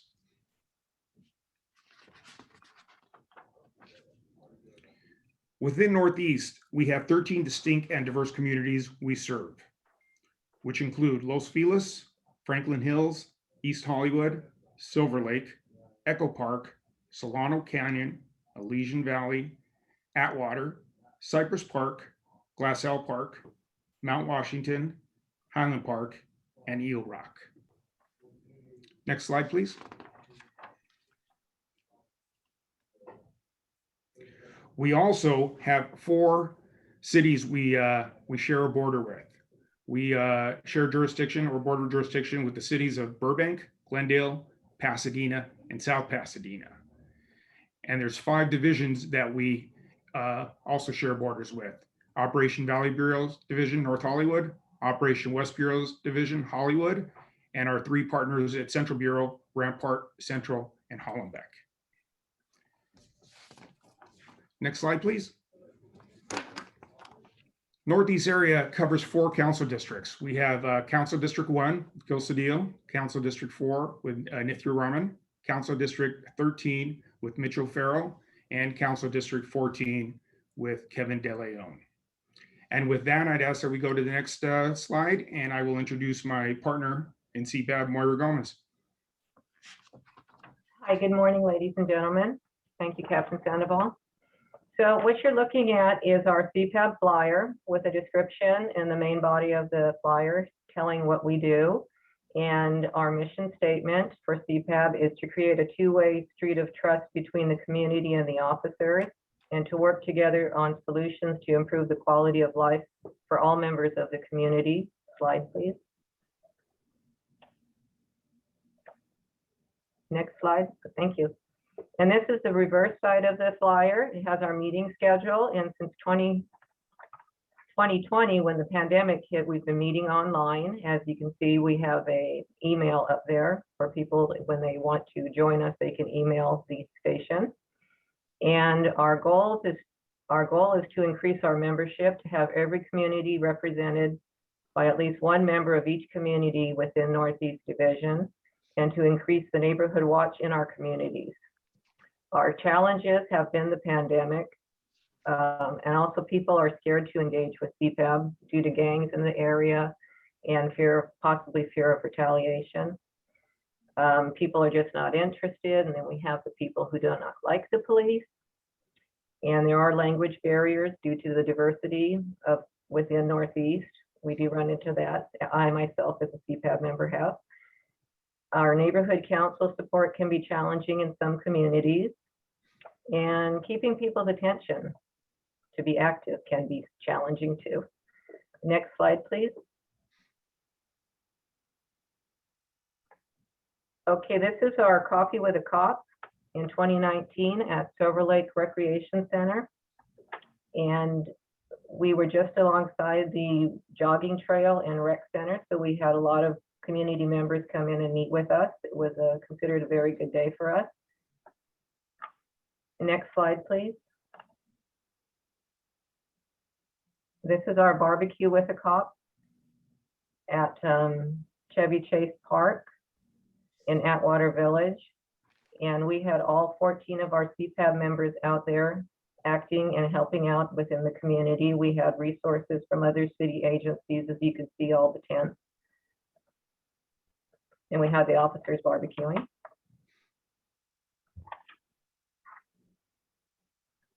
Next slide, please. And this is our CPAB member assisting a member of the public. at an information table at our Coffee with a Cop, and we also have these information tables at our Barbecue with a Cop. Some of the events that we host these information tables at on a regular basis is the Griffith Park Lions Club, the Pancake Breakfast, 4th of July fireworks at Eagle Rock Park, the Northeast Station Open House, National Night Out, we usually find a venue, Summer Night Lights, and the toy drive at the Northeast Station. Next slide, please. This is one of the resource tables that we, of a nonprofit that we invite to our barbecues. This particular one is Peace Over Violence. We also work closely with GRID. We actually have a GRID office in our one of our communities. And I will now turn it back over to Captain Sandoval. Thank you. Thank you, Moira. In 2018 and 2019, our Northeast CPAD built a momentum in organizing our community events. The decision was made to have more intimate events with the community and Northeast officers, which gave us the opportunity to get to know each other and have an open dialogue. The decision was also made to have these CPAD community events near areas where critical incidents had occurred, such as a homicide or a shooting, just to bring a little calm to that neighborhood and to get some of the community members who were nervous in that area come out and get to know us. That's the big goal of CPAD, having the community members get to know us, get to speak with us, where we can have open dialogue. We may not agree, we may disagree, but if we can have a conversation, we can move forward in understanding each other. And that's what we want to do. So now that we're getting past the pandemic, we're really looking forward to picking up that momentum and getting back out there and moving forward with what we started in 2018 and 2019. Moira is a new CPAB co-chair. She took the helm here in January, but she was a longtime member and she was actually the secretary for CPAB for the longest time since I've been here as the captain. If I can go to the last slide, please. And then Northeast area is active on social media. These are the platforms we're on. These are the information we put out at all our community events. And this is what we try and keep people up to date as to what is happening at Northeast. And with that, we'll conclude our presentation and take any questions there might be. Well, thank you very much, Captain Sandoval and Ms. Gomez for coming to the commission meeting today. We greatly appreciate it and your presentation about Northeast. Members of the commission, do you have questions for our CPAB representatives? Commissioner Briggs, go ahead. And then Commissioner Soboroff. Thank you, Captain Sandoval, and thank you, Moira, for your service to the community. Captain, I'd like to ask you a question that was addressed at the very beginning of this meeting, and that is the anticipation, unfortunately, of an increase or uptick in potential crime over the summer. In anticipation of that, are you and CPAP working together to try to prevent an increase with respect to, I don't know, gang on gang violence or any other type of violence within your division? That's a good question, Commissioner, and absolutely. One of the things that CPAB did here, they participated in last month, it was in April, we had a peace walk in Cypress Park area because we'd had a rash of shootings and homicides in that area. So in Centro del Pueblo, breaking through barriers, our GRID providers, they put together a peace mark. They invited obviously Northeast. We invited CPAB, and we had members of the community, and we were out there working together. And as I mentioned earlier, as we go into this post-pandemic, our goal is to go into the violent areas and have these community events where we get to talk to the community, talk to the youth, and try and open dialogue to see what we can do to to quash the violence. We have a very active gang enforcement detail. I believe you may have met some of them when you were here for your ride along. And these officers, young officers, these men and women, pre-pandemic, they were out there meeting with the Centro del Pueblo. They were doing youth mentoring, providing tutoring, doing things like that to try and build that relationship with our community to try and reduce crime. Because as you know, our intent is not to go out there and be an occupying force and arrest everybody. Our intent is to communicate, do what we can to keep the peace, and ensure that everybody gets to enjoy the summer. That's our goal. Captain, hope to see you soon. Likewise. Commissioner Soboroff, you had a question. Go ahead, sir. Sure. CPAB President Gomez and Captain Sandoval. What I find really interesting is the idea that you move towards areas with problems instead of away from areas with problems, that you are growing olive branches instead of calling people names, I think you're everything that a CPAB and the relationship with the department should be. And I just noticed, I mean, you don't need me to tell you how effective you are in communicating. I mean, you have 10,000 followers on Twitter for a CPAB, which is just remarkable. So I just want to thank you for what you're doing, congratulate you, and say that moving into the problem areas with solutions is a lot different than stepping away from problem areas with criticisms and swearing and name calling and all kinds of branding, I guess, hashtags. So I congratulate you.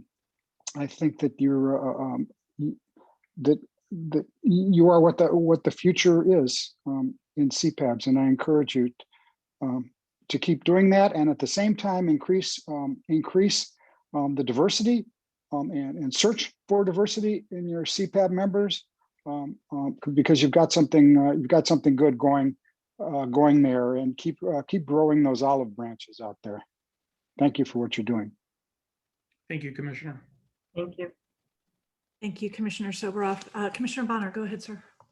Thank you very much. I have just 3 questions, please. First question is, as we've been both, some of us individually have been attending and participating in CPAB meetings, and then we've had at least one other presentation here. And in some cases, we've been able to identify a dominant theme, if you will, or set of issues that have been primarily of concern to the CPAB over, say, the last 3, 6, 9 months or something. Can you comment briefly on, with regard to Northeast, has there been 1 or 2 issues that seem to be prominently represented on the agenda or in your discussions? Moira, would you like to answer that? I can only think of the homeless situations around the schools, the encampments around the schools that one of our members is very concerned about. Yeah, the homeless situation is a hot topic, as well as the violence, the shootings and the homicides. We had a stretch there in the first quarter of the year when we had a significant increase in shootings and homicides, and that was definitely a concern. We've been working with our grid providers. We've been working with our gang officers and our senior lead officers to do what we can to put more resources out there. As I mentioned, we had that peace walk back in April that involved CPAB, just to get more focus and awareness as to the violence that's putting out there, and just to let these bad guys know that the community doesn't want this. The community wants to be able to enjoy, to live, to visit, to work without having to be worried about being the victim of a crime. Thank you. And by the way, I intentionally was not leading with what we had heard from some of the other CPABs, but to let you comment. But what you've just said was somewhat consistent, and I'm sure the issues break differently and at the community level, but at least the theme seems to be somewhat consistent with what we've heard. The other question that I wanted to ask about with regard to the Northeast CPAB is, at least my hope is that the CPABs and other organizations, not evolve into the echo chamber, if you will, that it's the platform dominated by any particular point of view, whether it's on the issues of policing generally or just how to handle an issue like homeless encampments or the like. Can you give us an example of one or two issues recently that has involved some dissent, within the CPAB or the communities that did involve some discussion to either develop consensus or just move beyond an issue? No, absolutely. And again, that is the goal. Anytime we have a community event is to welcome members of the community that may not know us, members that may be complaining of problems or issues. We invite them to join CPAB and be part of the solution. And we're not looking for people that are going to be LAPD supporters. We love them, but we want people that are going to be honest with us, that are going to be talk to us, and they're going to work with us to try and resolve some of these issues. Northeast area, our CPAB has many people that have been there for many, many years. And I won't name them by names, but there are people that hold me in check, that don't agree with some of the things we're doing. One of the things we talked about was going into these communities that have been the victims of violence, or we may not be popular with. They're CPAB members that want us to go to popular communities, that want us just to have like a parade, and we told them that's not the purpose of CPAB. The purpose of CPAB is to engage more people, inform more people, and try and get more people to work with us. They may not agree with us, and it's okay to disagree. We respect that. But how can we work together in doing two things: reducing crime and improving quality of life? That's our goal. Appreciate that. The last question that I had was something that was both raised or at least alluded to in the public comment as well, relative to how the organizationally the department can, through its website and elsewhere, keep kind of up to date on the major issues and that the CPABs are discussing in minutes and so on and so forth. And I think there was also a comment that was, I think, at least as I interpreted, was a suggestion to continue in some way, the virtual access to CPAB meetings and things of that nature. And I think, and I've just heard Commissioner Soboroff allude to the 10,000 Twitter followers and so on. And the main question, I think, is that when you take all of what you're describing about the unique elements of Northeast, and staying close to the community and localized concerns, have you started to think a little bit about, say, when things are more open, you may continue, a fair amount of CPAB discussions online and virtually, but at the same time, how do you envision managing, the effort to keep the conversation local? In other words, that the CPAB discussion that you're having in Northeast not be dominated, say, by people who are calling in from other parts of the city that may have other questions or concerns. So how have you, I don't know if you've had that experience recently where somebody's participated or called in to a virtual meeting and maybe has not been from Northeast or raising other issues, but if you just give some thought, have you started to think a little bit about that? I mean, how you maximize the advantage of being virtual, but also keep the conversation as local as possible? No, very good question, and that is a good awareness for us. Many people enjoy the virtual meetings. Many people enjoy them, but I think it's important that we get back as soon as we get clearance to get back together and be allowed the opportunity to meet in person. With that said, I think we've reached that point now where we can't shut off the virtual meeting. I'm not a techie, so fortunately, these younger officers, these younger sergeants, they can facilitate with that, but I think we do have to introduce a virtual element moving forward, as well as having the in-person meeting. How we're going to manage that is the possibility if you have somebody from across the country or another country participate and or sabotage. I'm sure there's safety protocols we can take into account to do that, but we definitely want to include people. We don't want to exclude people, because we want to be be known for working together and not for excluding people. I think it's, Moira is a longtime Northeast resident. I've been a captain here for 6 years now. I was a captain here for 8 years. Many of these individuals that are now on CPAP, I've known when I was a captain here. And it's just it's a great place to work in Northeast. Trust me, we do not have, we have those that criticize us, kind of like many that were on public comments. And I've been part of those meetings where certain individuals hijack meetings and you can't get the conversation flowing. But we want to make sure that we do what we can to include as many people as possible to get us to work on our mission as CPAP. I appreciate that. And I think one thing that comes to mind that I just also encourage you to consider on the last point about how to get the maximum value out of in the virtual environment is to also consider that it may be the opposite scenario as well, where someone from a different CPAB or a different part of the city may have found a suggestion that worked well one place that may be helpful to you, that may be helpful to a community found a way to deal with some issue that may be a benefit. So I think it's fair to be concerned about the scenario of someone outside the community coming in and maybe not being helpful, but just saying that you might also find some way to make sure that you're learning from things that have been successful elsewhere and finding ways to adapt them in this community as well. No, absolutely. The best practice model is something we've done and we'll continue to look forward to move forward with, sir. Appreciate that. Thank you very much. Thank you for being here.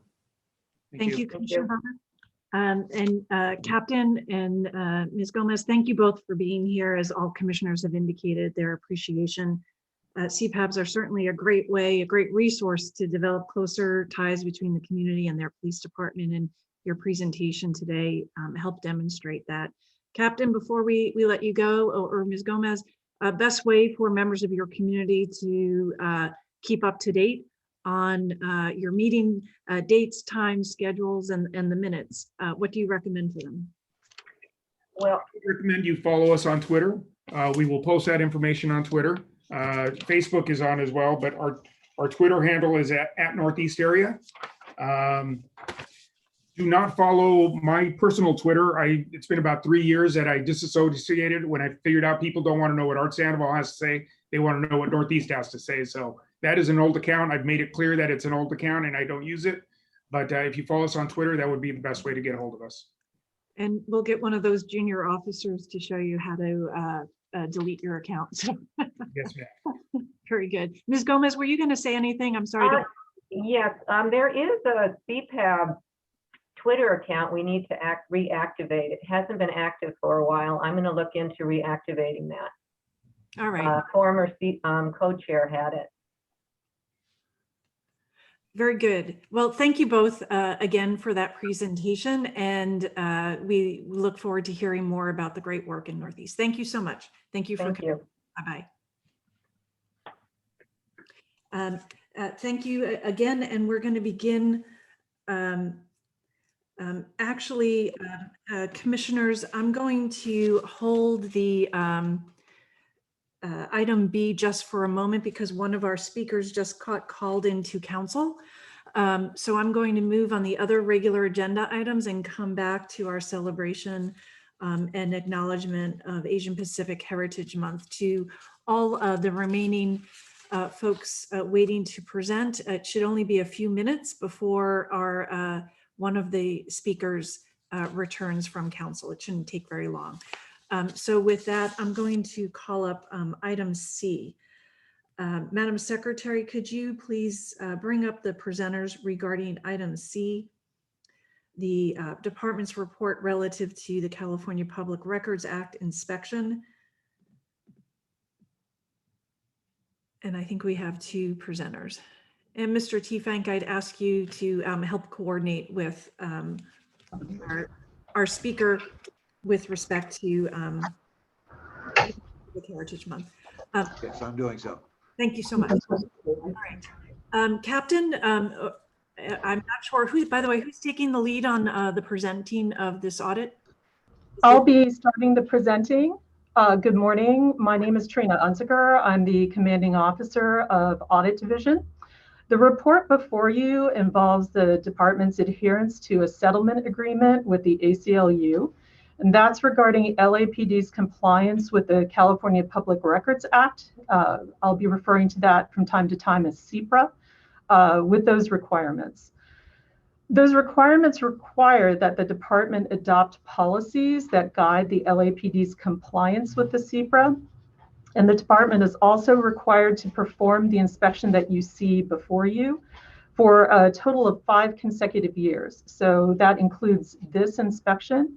That means we will be before you for 4 additional inspections to provide information that is intended to address all of the matters within the settlement agreement.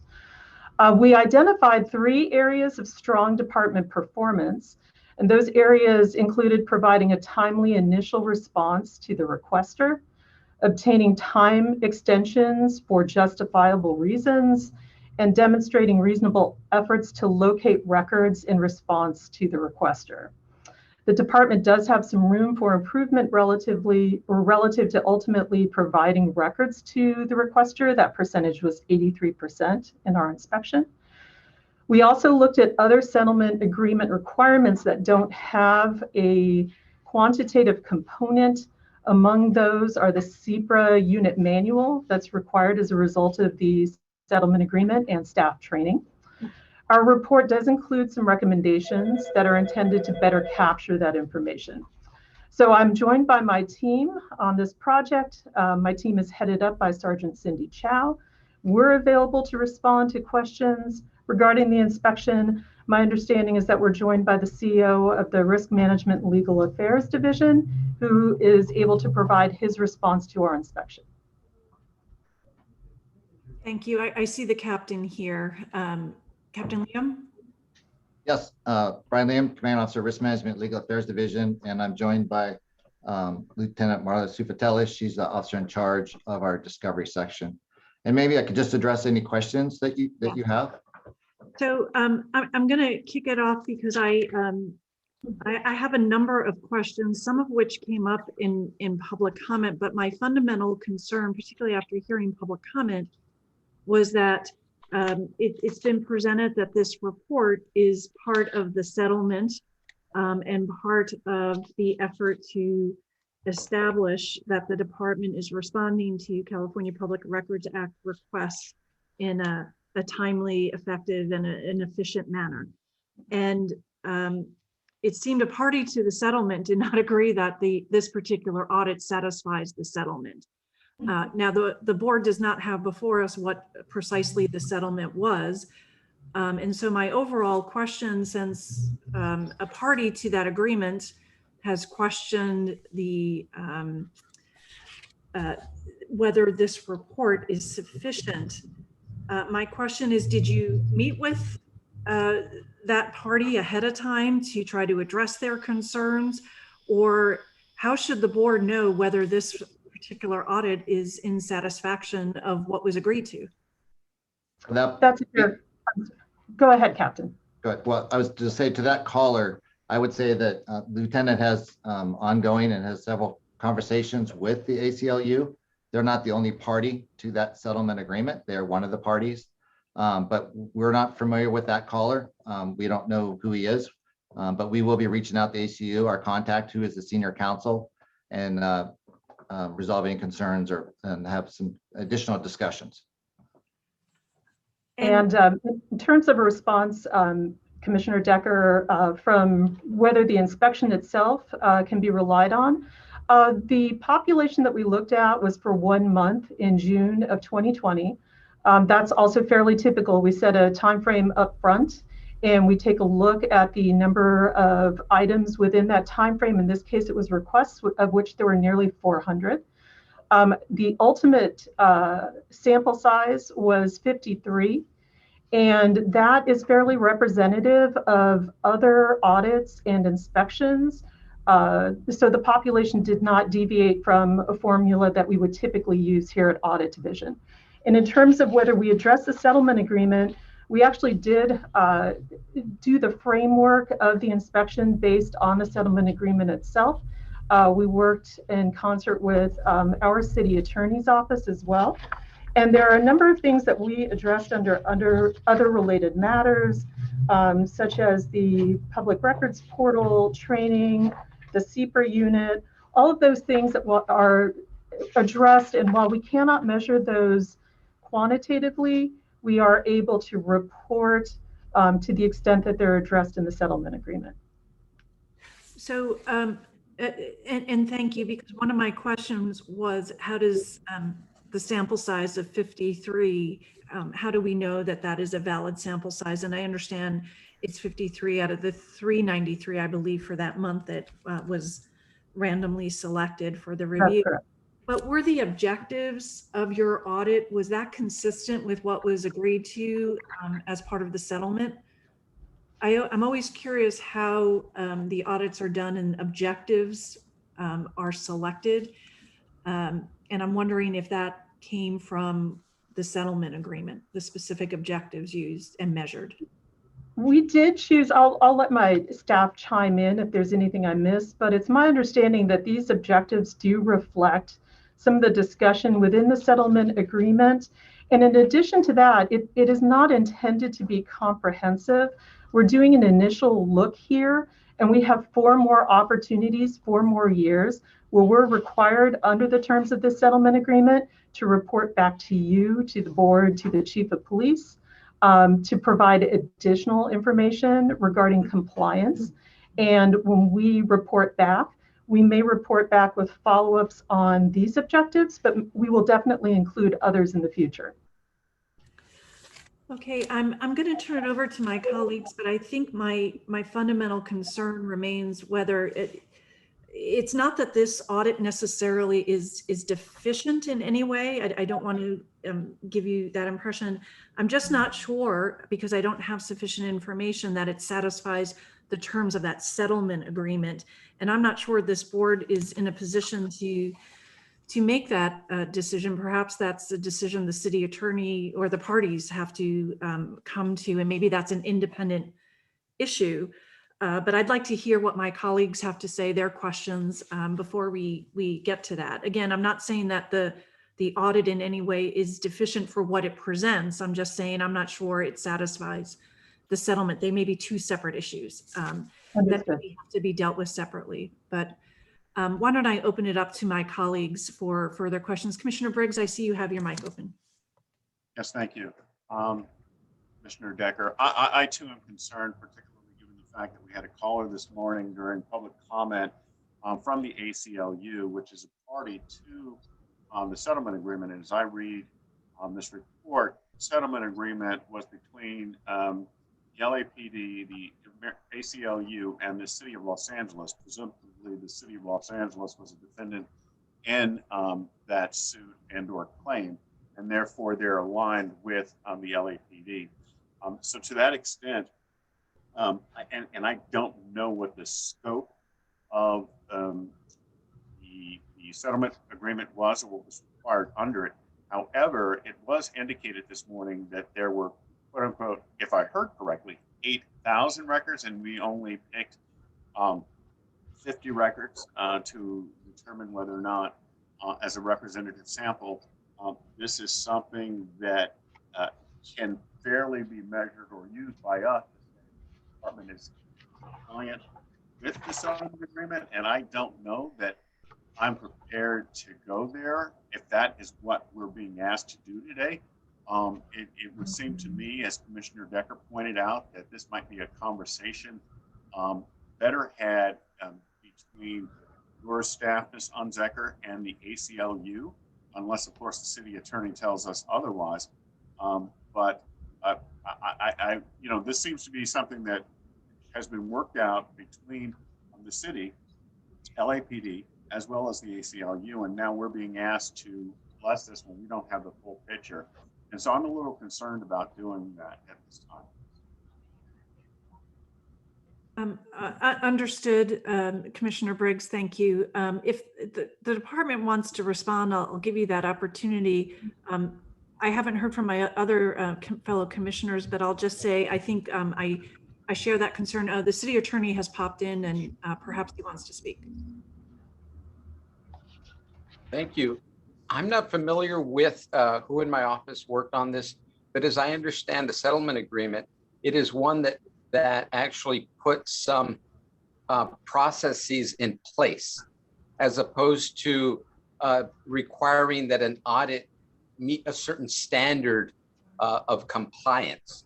So as I understand it, the agreement really calls for LAPD to establish an administrative policy, procedure, and protocol regarding how they're going to comply with the CPRA. And the department, I believe, has done that. And this is one step that is required. And that is that they conduct an inspection as opposed to a true audit. For auditing principles, I think there's a distinction between an audit and an inspection for 5 years, and to present it to you just to demonstrate that the department has these safeguards in place, and there is some level of review going on to ensure that the department is doing what it needs to do to try to satisfy its obligations under the Public Records Act. And I don't think like I said, the department may have more information than I do, but I don't believe that the settlement agreement established a minimum threshold. Only that the department create this mechanism to comply. Right. If I may, he's absolutely correct. It's about establishing certain things, like, for instance, the major components were an online portal and a publication of CPRA requests available. Obviously, we do that through NextRequest, and we share that with the city family. That we have a CPRA policy and a manual. We've done that. And it's published and sent out to all our personnel, and it's also available online. Another component was training to our personnel. We've done that. City Attorney's Office actually just did training about a month or so ago, and historical record preservation. So he's right. It was all about putting these things in place that we did not have before, that we now have. So we've actually come a long way. And it wasn't about an audit. This was about inspection. The 8,000 records that were mentioned, my understanding is 8,000 records since the inception of NextRequest. Okay, let me just ask the other commissioners who haven't spoken yet if they have any questions they want to ask. January 2018. Oh, go ahead, Commissioner Soboroff. Quickly, I'm just interested in the opinion of Executive Director TFANC and also of the Inspector General.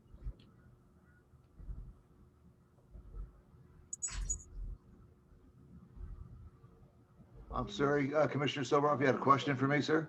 Yeah, I'm interested in your, you heard what the city attorney had to say about this and what a couple of the commissioners had to say. What's your perspective on it? From my understanding of the settlement agreement, it's as Mr. Delegare indicated, it was to establish processes and procedures in place. And the inspection is to ensure that those processes and procedures are in place. I do not believe that it was intended to be an audit of the number of requests that had come in and the efficiency of those. It was more about that the department have in place the processes and procedures that were required as a part of the agreement. That's my understanding from my limited exposure to it. Okay, and to the Inspector General, I don't know if you've weighed in on this or not, or wish to or not. Thank you, Commissioner. In short, we have not weighed in on this. So the Office of the Inspector General has not done a review of either the settlement or an audit of the audit division's report or inspection to you today. If the commission would like us to have further involvement, we certainly can discuss that, but we have not to this point, so I'll reserve comment. Okay, thank you. Thank you, Commissioner Soboroff. Commissioner Bonner? Thank you. Broad comment or sense is that I share the similar questions and concerns that the chair and Commissioner Briggs have raised. And so, I mean, my general sense is that I prefer not to take action to approve the report without some further background on this set of questions in terms of understanding, exactly what it is and the scope of it and so on. The other, I guess, the other more maybe more specific question that I did have though about the 50 or so that were reviews that were included in the sample is whether that sample also included kind of the, for lack of a better term, the full range of the types of requests that are included. In other words, in my mind, the simple request where someone, writes in and says, may I have a copy of the agenda from the May 18th meeting? That's a very routine kind of request, and I would expect it to be handled one way. Then you have at the other end, maybe the more complicated kinds of requests that appear to be the subject of continuing discussion with the Stop LAPD coalition or something, where either that group or some other group may ask for a very broad set of records. And then there's a lot of different types of requests in between. But that's simply, I think my question is how would we have some sense that the very narrow sliver of requests that were included in the sample also capture the full range of complexity of requests that tend to come in. Right, I understand. So what you're looking for is the range. What I can tell you is that there were some within that sample that were voluminous and required significant redaction. Given the size of the number and given your concerns, what I'd like to be able to do is provide you some more exact information that's outside of our report. We can take a look at our work papers, and we'd be glad to forward that information to you, Commissioner.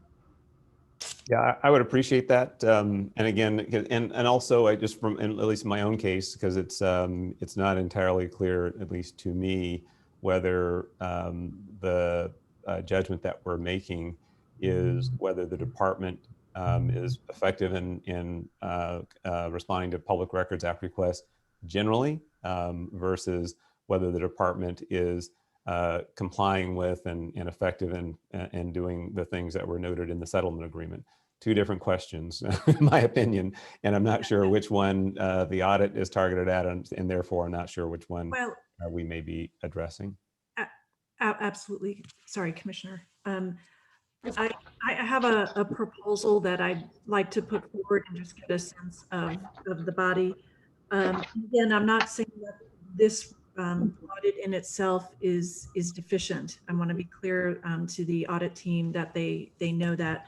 But I do, particularly because this is really the first time, I think, speaking for myself, that I've heard of this particular lawsuit and the settlement, that it's incumbent on us to ensure that any process that we create and that we're a part of, whether it be an audit or an inspection, is done in a manner that actually addresses the key issues that the lawsuit was intended to. Our long-term goal, and I think everyone's here, is to avoid future lawsuits and to ensure the department gets better at these CPRA requests. And I recognize the department and those involved in the litigation doesn't know who called in, and you've been working with other people. But what I would like to do is, if we put this matter just on hold briefly, and I would suggest the executive committee, Mr. Briggs, you and I, we do a deeper dive into this. Just take a look at the matter, work with the city attorney's office, get their advice, understand what the settlement was, and understand how best to ensure that the audits and inspections that are done are actually the most effective and efficient to achieve the goals that I think everyone is desirous of doing. Just that we won't take a vote unless there's an objection, but just the sense of my fellow commissioners, does that sound satisfactory to you? Yes. Very good. All right, so I'm going to hold this matter, and Commissioner Briggs and I will work with Mr. Teefank to do all the follow-up. But I do want to thank the team for your work. I just want to be sure that as a board that we have all the information necessary, address concerns that opposing counsel in litigation may have. The city attorney will obviously do that, and just be sure as we move forward that we at least our starting point that everybody's in agreement to, and then we move and hopefully improve on all those processes. So thank you very much. Yes, we understand. We also are committed to constant improvement, and anything we can do to assist with the conversation, we'd be glad to do that. Well, you're absolutely going to be part of it. Thank you so much for offering. Okay. Thank you. And thank you, Captain, and to your team. I do appreciate it. I just feel the commission needs a little more information particularly in light of some of the calls we received. Understood. We certainly have all the information we can provide. Thank you so much. Thank you, everyone. We'll recall this matter probably in a few weeks. So thank you.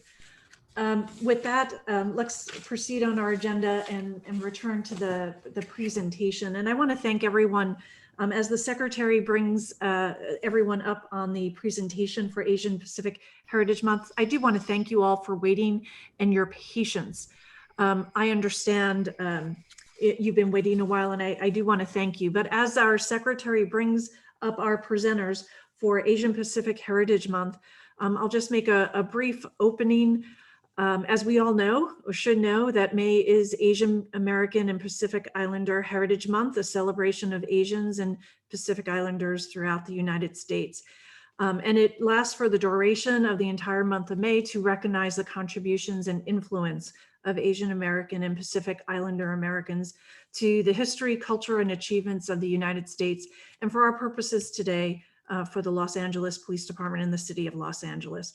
Like most commemorative months, it originated with Congress through an act of Congress, originally signed, enacted by President Jimmy Carter in 1978. It was only a week back then, and in 1990, President George H.W. Bush signed a bill to extend it to the entire month.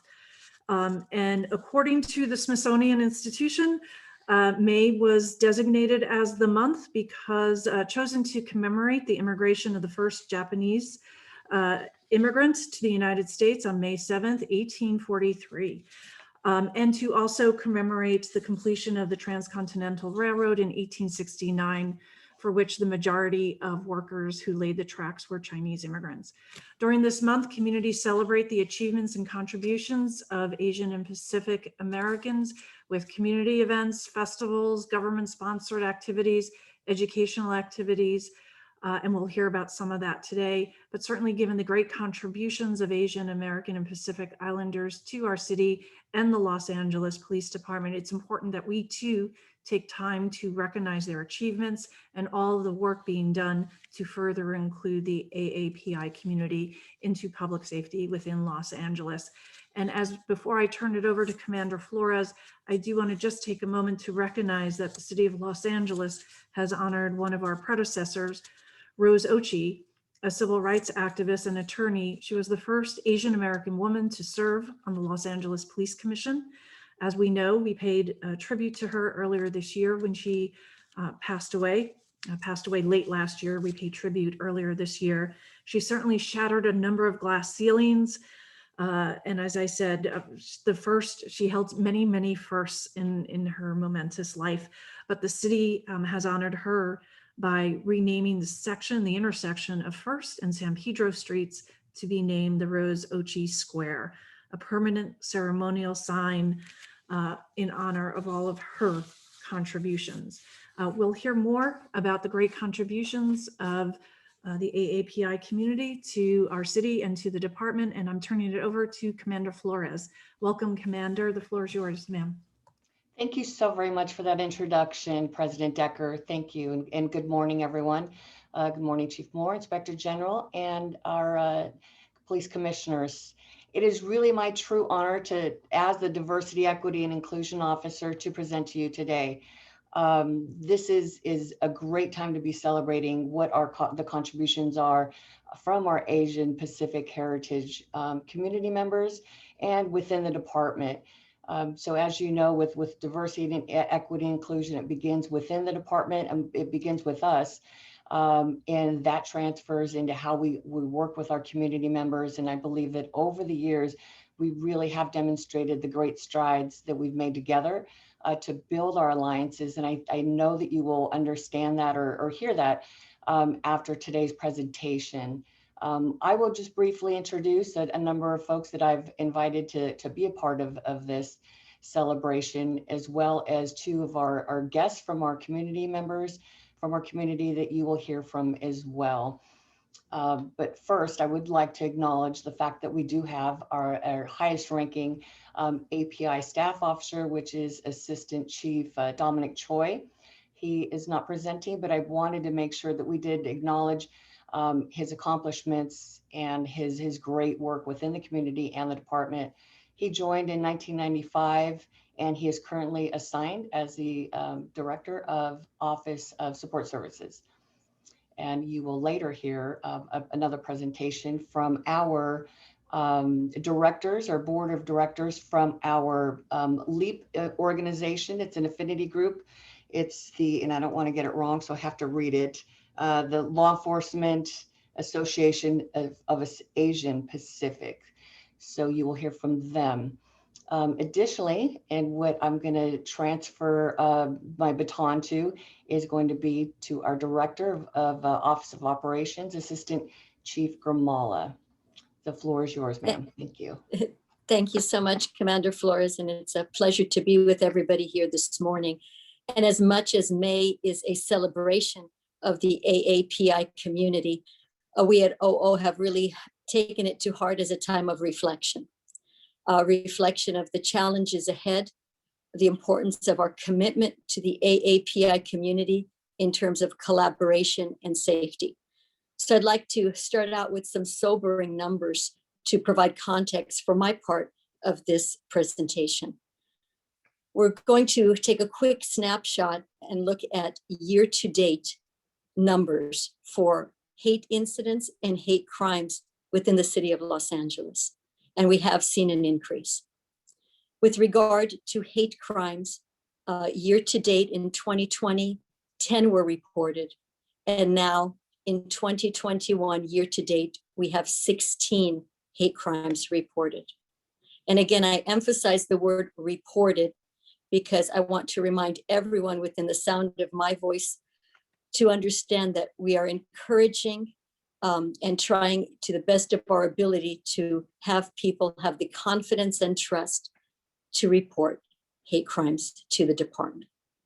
With regard to hate incidents, and I'll just give a gentle reminder that hate incidents are those encounters which may not rise to the level of a reportable crime per a penal code section, for example, but are hate speech, hate postings, hate encounters, the lack of the providing of services at a location perceived due to somebody's race, ethnicity, religious affiliation, sexual orientation, or gender. We have seen a rise from 2020 year-to-date numbers of 3 to year-to-date in 2021 of 21. Again, those are those reported. So the key to this conversation between me and all of you is that the community has taken the leadership role in helping the LAPD define issues, define strategy, and partner with us in leadership. Oftentimes, larger agencies will try to have the all-encompassing umbrella of the direction where a conversation or initiatives need to go. I want to be very clear here that we have learned, we have collaborated, and we continue to be educated by the needs and priorities of our AAPI community coming from them, from their heart, their soul, and their experience. So the call to action really came to the department in early February when former police commissioner Paula Madison reached out to Chief Moore and to the department and said, what are we in Los Angeles doing about the rise, it appears nationally, in AAPI hate crimes and hate incidents? And we have all seen the tragic information on national news and local news broadcasts as well. And Ms. Madison, is being part of the Coalition for a Better LA, challenged the department a bit to get involved in ways that we probably hadn't been that involved before.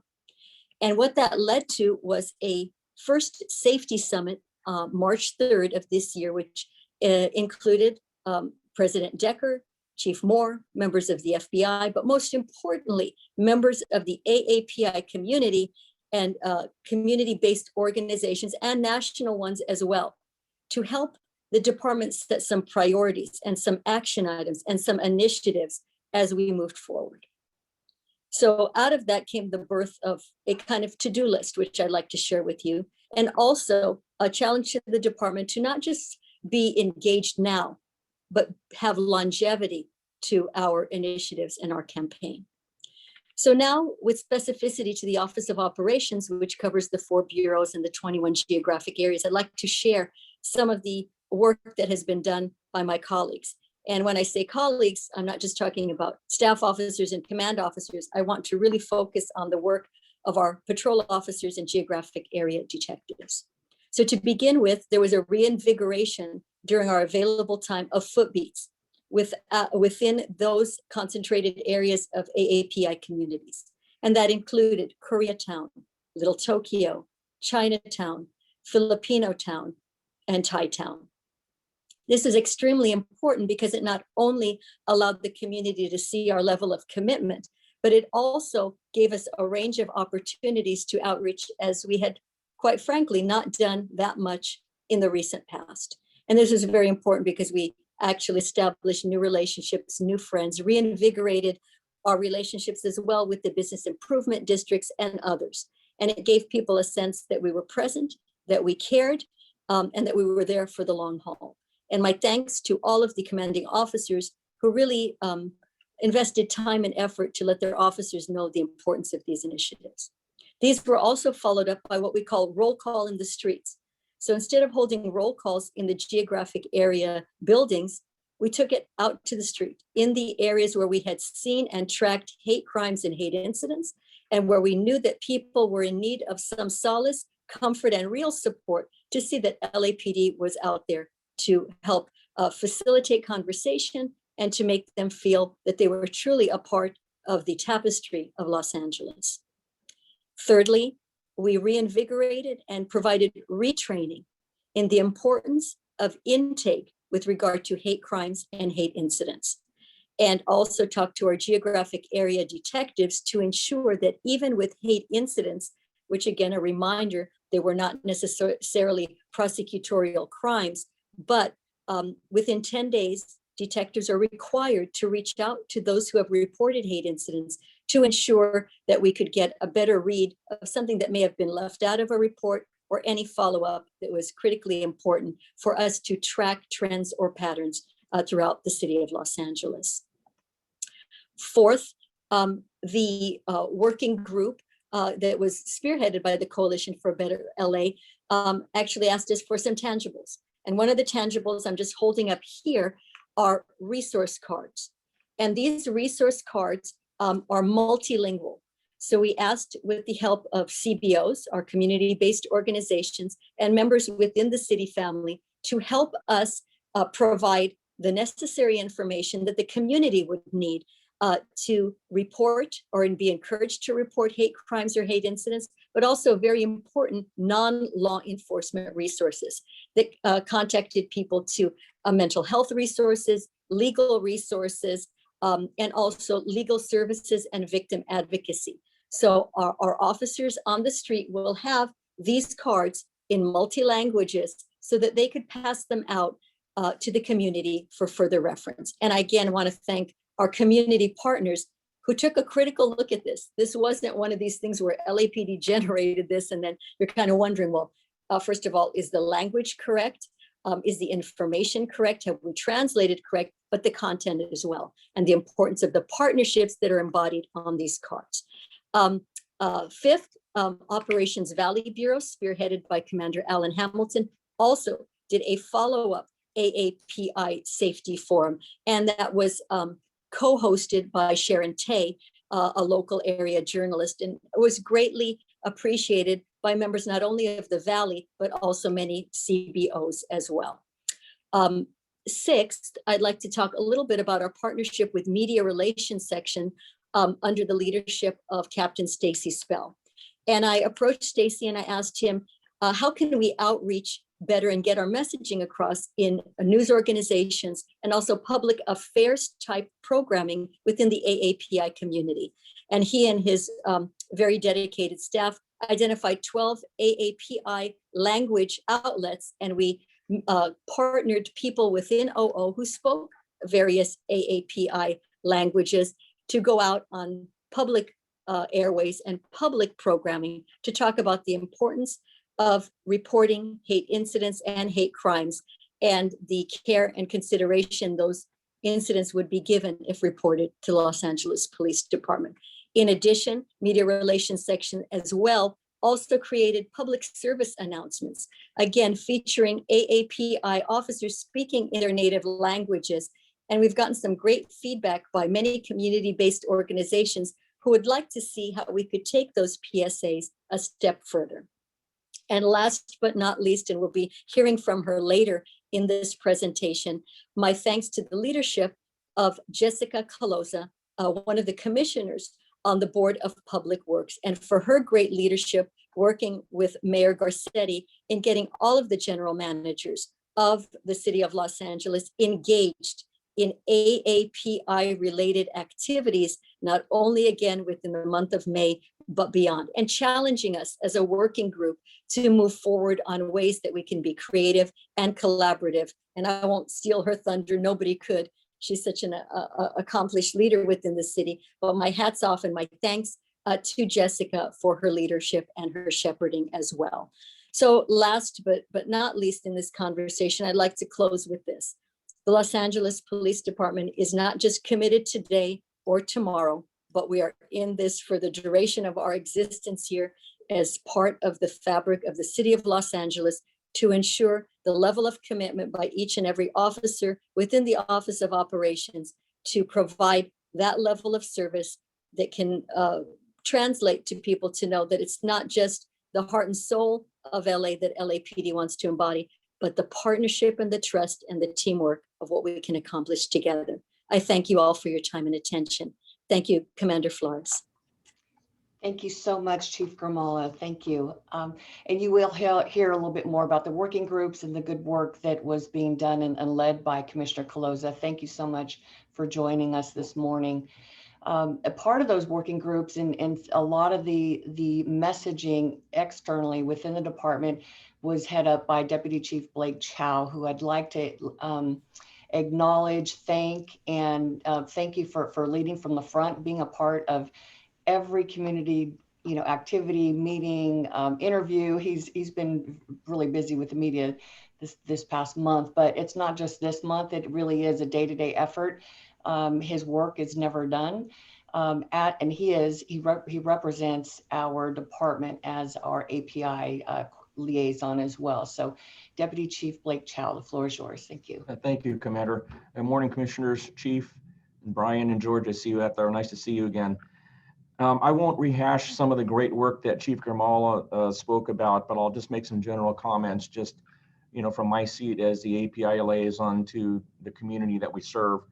We're here to celebrate AAPI month, and we're really here to underscore and appreciate the relationship that we've had with our AAPI community partners, not just today, but as has been mentioned here, it's every day, going back 20 plus years that I can remember where we've worked with our AAPI community partners such as Brian and George.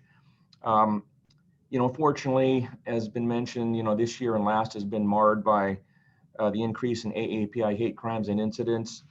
But we have to remember that we're really here to celebrate and recognize a couple things. Number one is the vast contributions that AAPI communities have made to this country.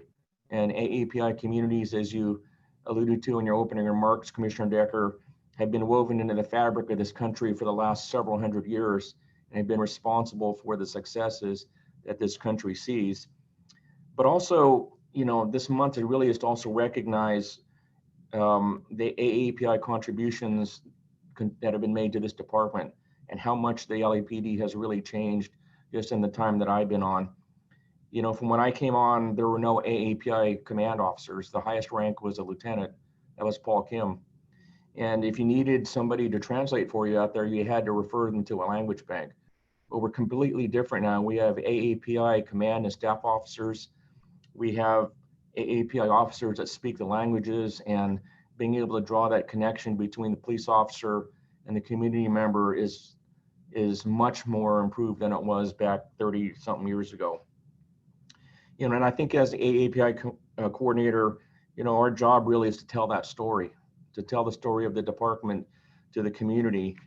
And if you indulge me for a moment, I always like to tell the story. My grandparents came to this country in 1913 on a steamship. It took them 4 weeks to get here, but they ended up settling in the San Joaquin Valley. They became farmers. They couldn't own land at the time, so they had to share a crop.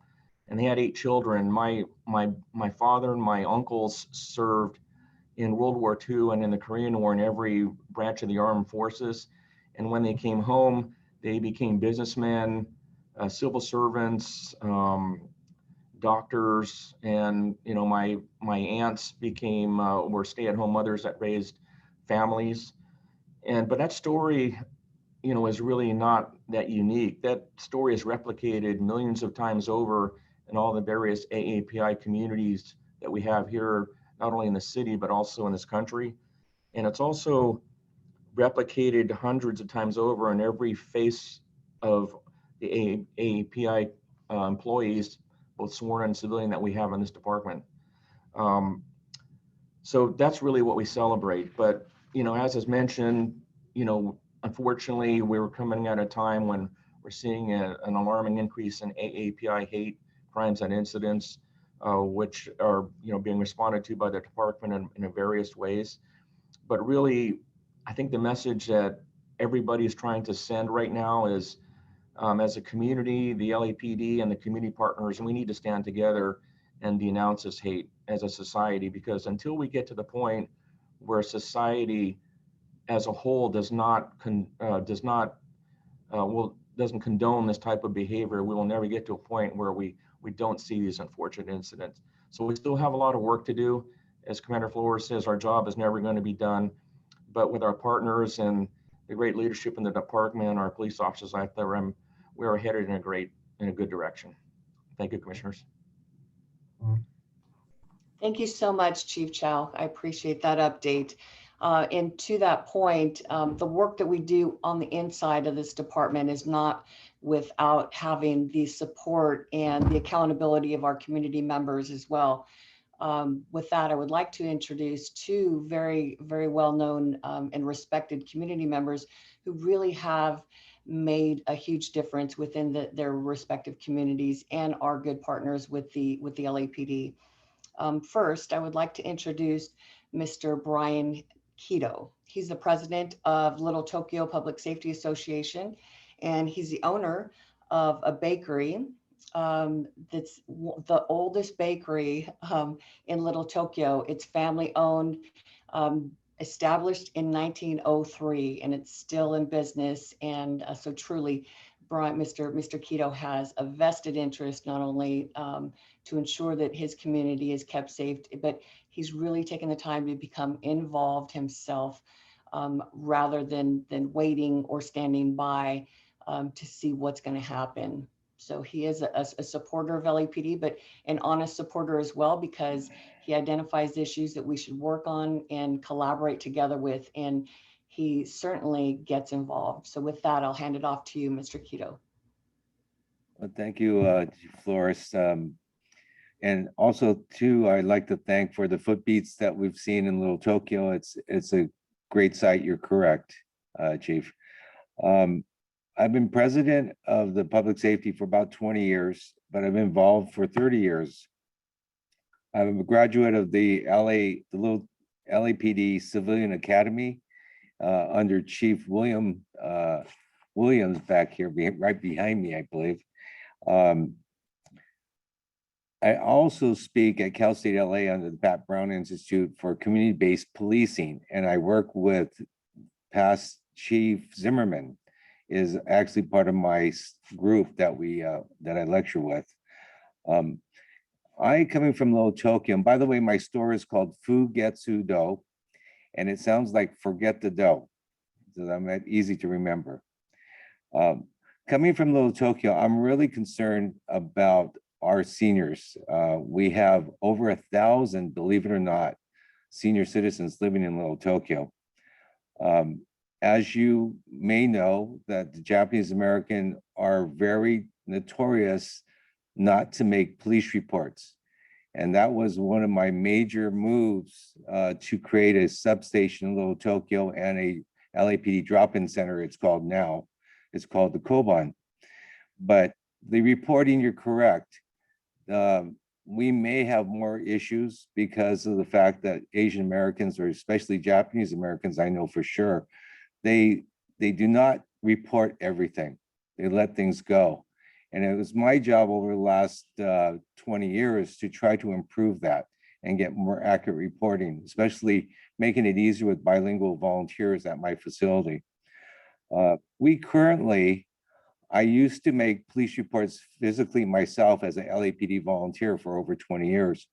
But recently I've been asked to do it online for those that come into our facility. Also too is during the COVID time, we can't get into the front desk. And also, of course, 911 is a difficulty too for us.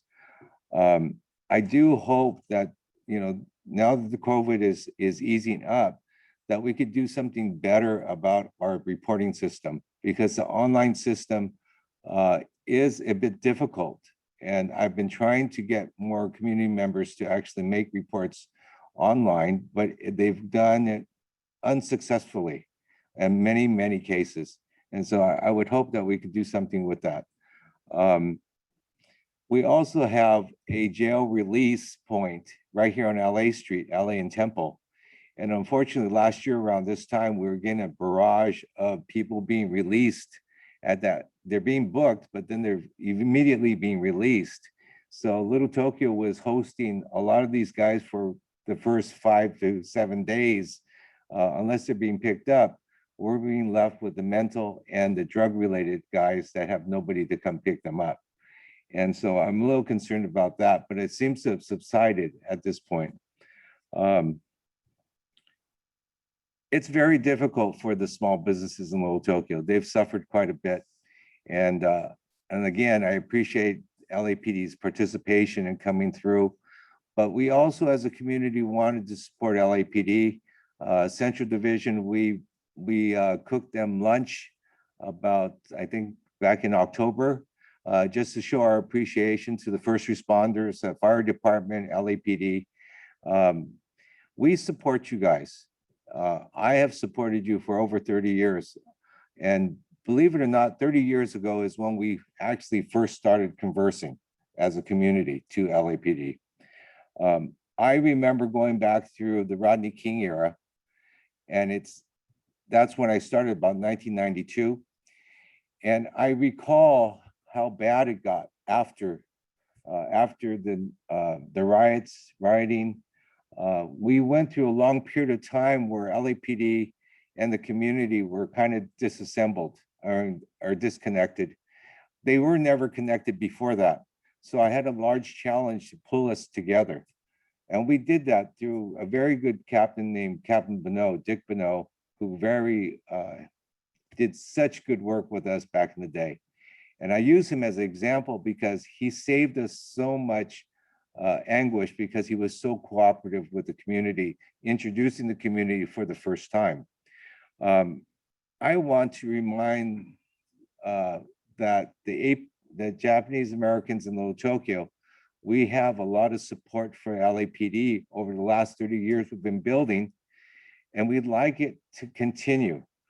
I don't want to wait again like we did after the Rodney King riots. I want to start community-based policing immediately and get it closer so that we can let the LAPD officers know that not everyone's against them. And also too is that our community needs to know that LAPD is behind us too. So I put that out to you, and I thank you for recognizing the API for this month.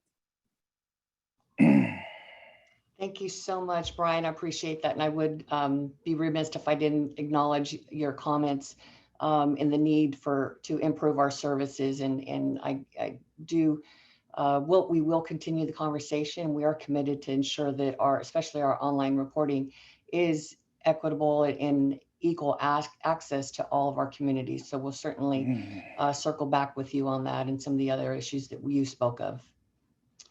Thank you. You're welcome. Thank you. So secondarily, I'd like to introduce Mr. George Yu. He's the Executive Director of Chinatown for the Business Improvement District. And like Mr. Keto, certainly has a stronghold within the community for many years. Probably has worked with more captains than I have over the years. So with that, I'll pass it off to you, Mr. Yu. Thank you for being here. Hi, Commander Flores, commissioners, chiefs. Hello, Jessica and Blake. As noted, my name is George Yu. Our company has owned the business and property in Chinatown since the 70s. Along with longtime merchants, property owners, and residents, we formed the Business Improvement District in 2000. We've been concerned about the increasing violence towards APIs during the past year and have been in constant contact, even more so than usual, with our SLOs, Nichols, and Southern, and Captain Harrelson. And LAPD has provided additional visibility, increased foot beats, the on-site roll calls, and it is noticed and appreciated. Unfortunately, last Tuesday, we experienced our first assault of a senior resident at Bishop's Road and Broadway, just at the north end of Chinatown. The on-site property security officer was alert enough to come outside to the sidewalk, which stopped the assault, called 911 and the BID patrol, and we were able to detain the suspect. The responding officers, patience with the time required for translation, and taking the victim to identify the suspect, which was 3-4, almost out of Chinatown by the time we detained them, are to be commended. It's only through our direct and constant communication within the community and LAPD that we can work towards keeping our community safe. Thank you. Thank you so much, Mr. Yu. It was a very an unfortunate situation, but with the help of the community and I believe the positive partnership and relationships that you have with your senior lead officers, I believe really enabled you to have that trust in us to respond. And in turn, you are commending our officers. So there's a lot to be said about that. So thank you so much for being here and your contributions to our community. With that, I'm going to shift to Lieutenant Jenny Wong and Detective Craig Marquez. They're the current directors of the LAPD's Law Enforcement Association of Asian Pacifics, LEAP. Hi, good morning, everybody. Thank you for inviting us. We're very, very excited to speak on the Law Enforcement Association of Asian Pacific's behalf. I'm going to start a PowerPoint here, and please let me know if everybody can see this. Great, thank you. Again, my name is Lieutenant Jenny Wong. I am currently a watch commander at Foothill Division. Just to give you a little background, here is our board of directors. We do have a very diverse board. We have Captain John Tom, myself, Detective Craig Marquez. We have Police Administrator Elena Asukan, as well as Police Administrator Terry Carter. We have Sergeant Munish Barwadja and Sergeant Alex Batista. We also have Police Officer Jean Ha Kim. So as you can tell, we do have a diverse board of directors of all different ranks. My partner is going to go ahead and take over here. Go ahead, Craig.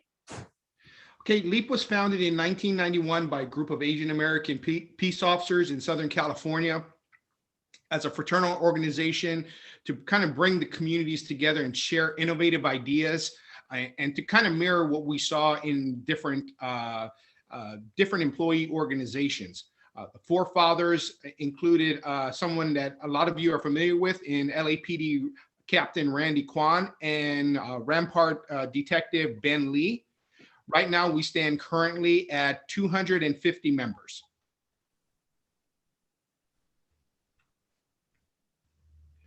The mission of LEAP is to promote diversity within the law enforcement community and to open doors for advancement through leadership, training, education, and mentorship. So we actively engage the business community and organizations and provide training. One of the things that we really do well as an organization is something that Commissioner Bonner hit on a meeting that we had, and that is not just cultural diversity, but cognitive diversity. It's something that we've kind of used, but we've never had an actual name for it, but it's something that we've recently, we recently became aware of, that's really what we're looking for. So we have a lot of different nationalities that belong to our organizations. We have Samoans, Tongans, Japanese, Chinese, Indians, all these races that are coming in, and we have very different experiences, very different viewpoints. And something really good about LEAP is that we hit on all of these backgrounds and for ideas, and really it makes it a really great organization to be a part of, just because the cognitive diversity that you see. The first Asian American policeman was appointed in 1913, and his name was Policeman Lung Yep. Here's a little clip of his inauguration appointment.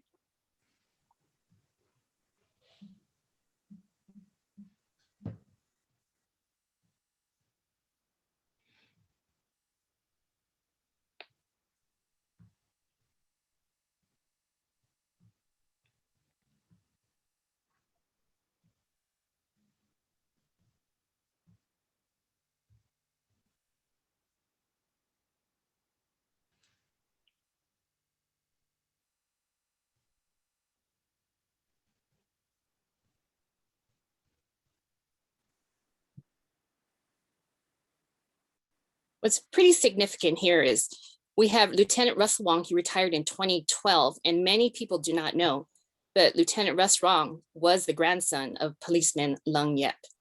So Russell Wong retired in 2012, and I did speak to him yesterday. He is enjoying retirement, and he's very appreciative of recognizing his great grandfather, and he wanted me to extend his regards to everybody. Our first female Asian American policewoman was Joyce Kano in 1967. She was the first Japanese American female policewoman and the first AAPI female policewoman. Here are significant API firsts. Again, we have in 1913, LAPD policeman Lung Yep was appointed. In 1947, LAPD officer Stanley Uno was the first AAPI officer hired during the modern era. And again, LAPD policewoman Joyce Kano was the LAPD's first AAPI policewoman.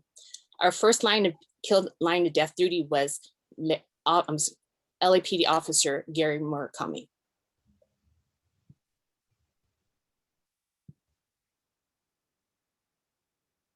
These are just the prominent firsts that we've had in the modern era. Again, we had Deputy Chief Hara, Commander Paul Kim, Terry Carter, Larry Tagawa, Captain Quentin Villanueva, Lieutenant and Captain Gina Sanders. She was the first AAPI female to attain the lieutenant and captain status. Lieutenant Victor Liu and Teresa Kuhn, and Sergeant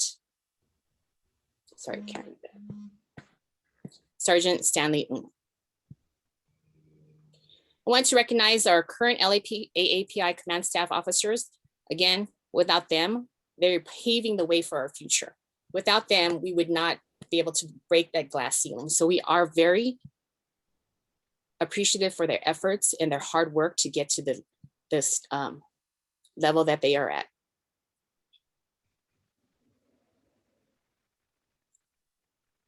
Go ahead, Craig. So the number of active sworn in on our department, we are right at the 11%. We have, as you talked about, the different diversities within our group, the AAPI group. We have about 7% Asian American, and then we do have right under 3% with Filipinos. Altogether, we are really good as far as our goals are concerned. We're right at the 11%, which mirrors the general population as well as the civilian workforce. And just for a note, 10 years ago in 2009, we were at the 9% mark. So 10 years later, we have increased our pool, our candidacy pool.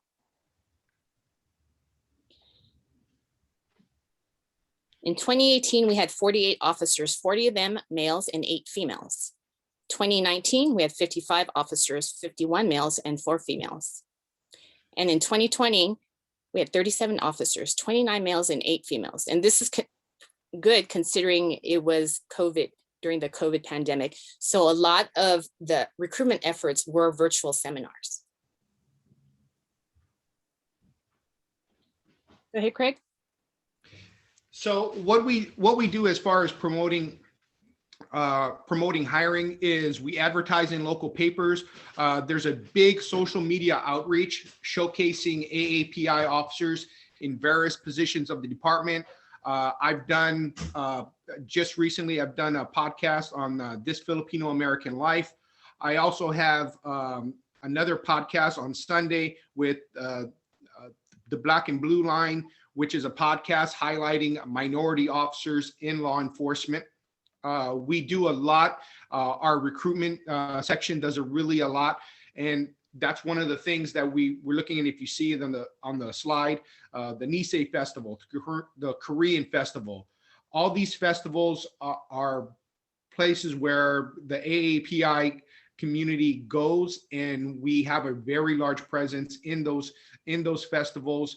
And as far as outreach and recruitment, colleges recruit and test at colleges with high AAPI population like Mount SAC, Cal Poly Pomona, East LA College, and Cal State Fullerton, which has a large amount of their student body as part of the AAPI community. Community-sponsored job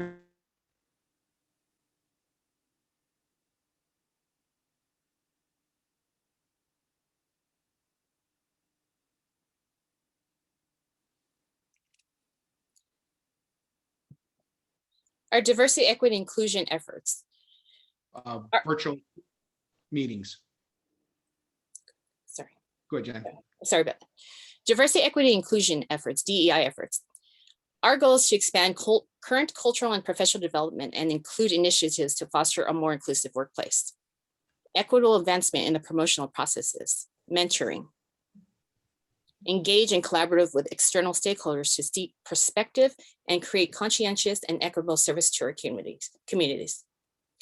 And community engagement must be prioritized by the entire department from a position of cultural competence.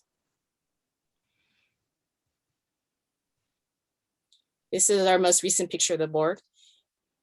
Thank you very much for your time, Commissioner, Mr. T. Fank, Inspector General, Chief Moore, Chief Grimala, Commander Flores, Chief Blake, thank you very much. If you guys have any questions, we're more than happy to answer any questions here. Thank you so much, Lieutenant Wong, and also Detective Marquez. And having personally worked with each of these two individuals, they are certainly a class act, and they are doers. Much of what you see in the PowerPoint and their mission, I've had the honor and the privilege to work with them towards creating our diversity, equity, and inclusion plan. And I'd love to see that they are incorporating that into their mission as an organization as well. The most impressive part of that, the presentation as well, was the old footage. I love that you were able to capture that footage of Officer Yep being sworn in as a LAPD officer. To that point, in terms of social media, that was commented in terms of the recognition, acknowledging our officers. There's a very short, like 30-second clip. I'd like for Lieutenant Wong to see if she can cue that up for us. But this has certainly aired nationally last week on ABC. And I'm really proud to say that we have two officers, Officers Cho and M, who were both a part of this campaign. So if you could show it, please. Thank you.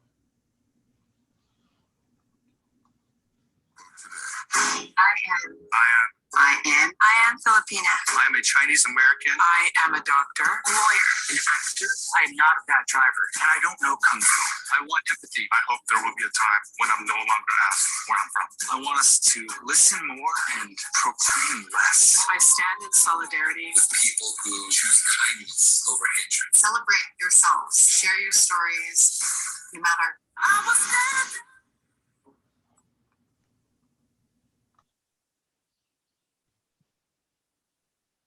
And with that, that concludes our presentation. Thank you so much for your time and attention this morning. Well, Commander Flores, thank you very much. We do have one more presenter that I'm going to introduce, and then commissioners, I'll open it up for questions and comments. But I do want to thank everyone. It was wonderful to hear from leaders currently in the department, hear of the history of the API community within the department. The video was in fact something very special to see. And thank you to the business and community leaders who came forward today. But as I said, we have one additional speaker, last but not least, is our Commissioner Jessica Calzoa, who you heard a little bit from Chief Gramala earlier. She is a commissioner on the Board of Public Works, the governing and oversight body of over 5,500 employees, and is responsible for delivering critical services and infrastructure within the city. She was appointed to that position in 2019, and she is the first Filipina American to serve on that board.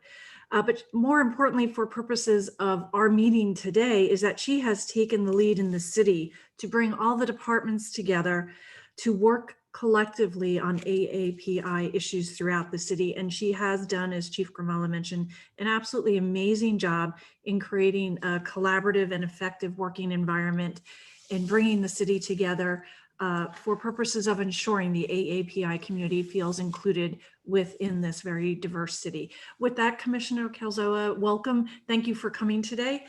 We know you are have been pulled in many different directions today, but thank you for joining us on the presentation.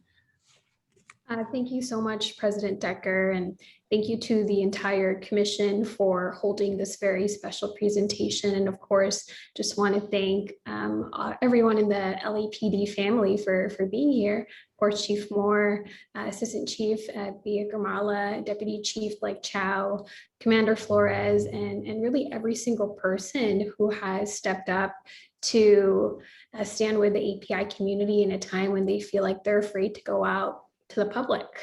And that's why this month, even though we always celebrate Asian Pacific American Heritage Month in May, this was special in that we knew for many people in the community, it might be their first event since COVID started.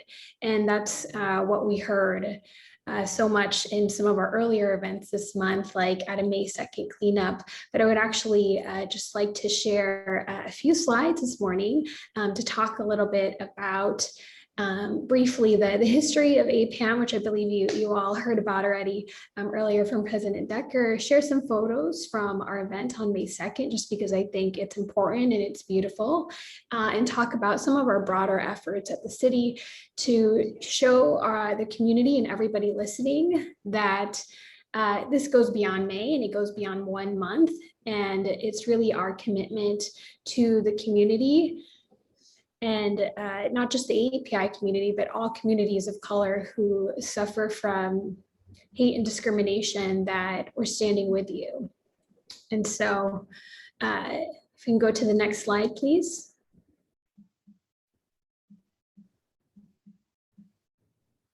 And this is just a little bit about the history of APAM, which I think you all heard about already. As I mentioned, it was really since 1978, it's been a dedicated time to celebrate the contributions of Asian Americans and Pacific Islanders in the United States. Originally, it started off as a 10-day celebration to commemorate the arrival of the first Japanese immigrants in the United States. And then subsequently, we continued the celebration in 1869 to then commemorate the contributions of Chinese workers who helped build our country and helped build the transcontinental railroad that sometimes we often forget about. And many, many decades later, it took years of advocacy from the community, and specifically one Asian American woman who really helped shed a light on this, because there were so many different celebrations for Heritage Months going on for other communities. She was really the one, her name is Jeannie Ju, who said, what about our community? We want to also be included. We are also Americans. And that's when in 1992, both the US Congress and President George H.W. Bush at that time officially designated this entire month as Asian Pacific American Heritage Month. And then so since then, this has been a national celebration, and what's been great about it is that so much progress has been made. We went from starting of a place of exclusion, for those who are familiar with the Chinese Exclusion Act, to then this acceptance to now being celebrated. And that's really what today is about and what Los Angeles is about. We know that this is a place where we not just tolerate our diversity, but we celebrate it and we embrace it wholeheartedly. Next slide. And so this is kind of a recap of what we've been doing this entire month.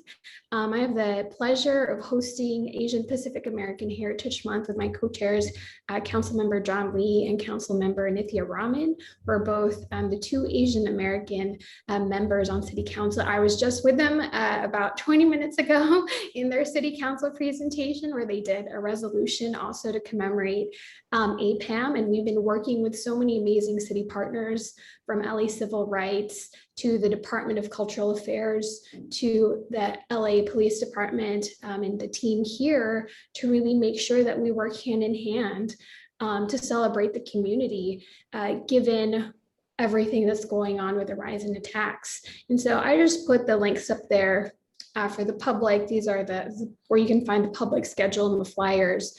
And also just wanted to share that our theme for this month is Unite, Empower, Rise.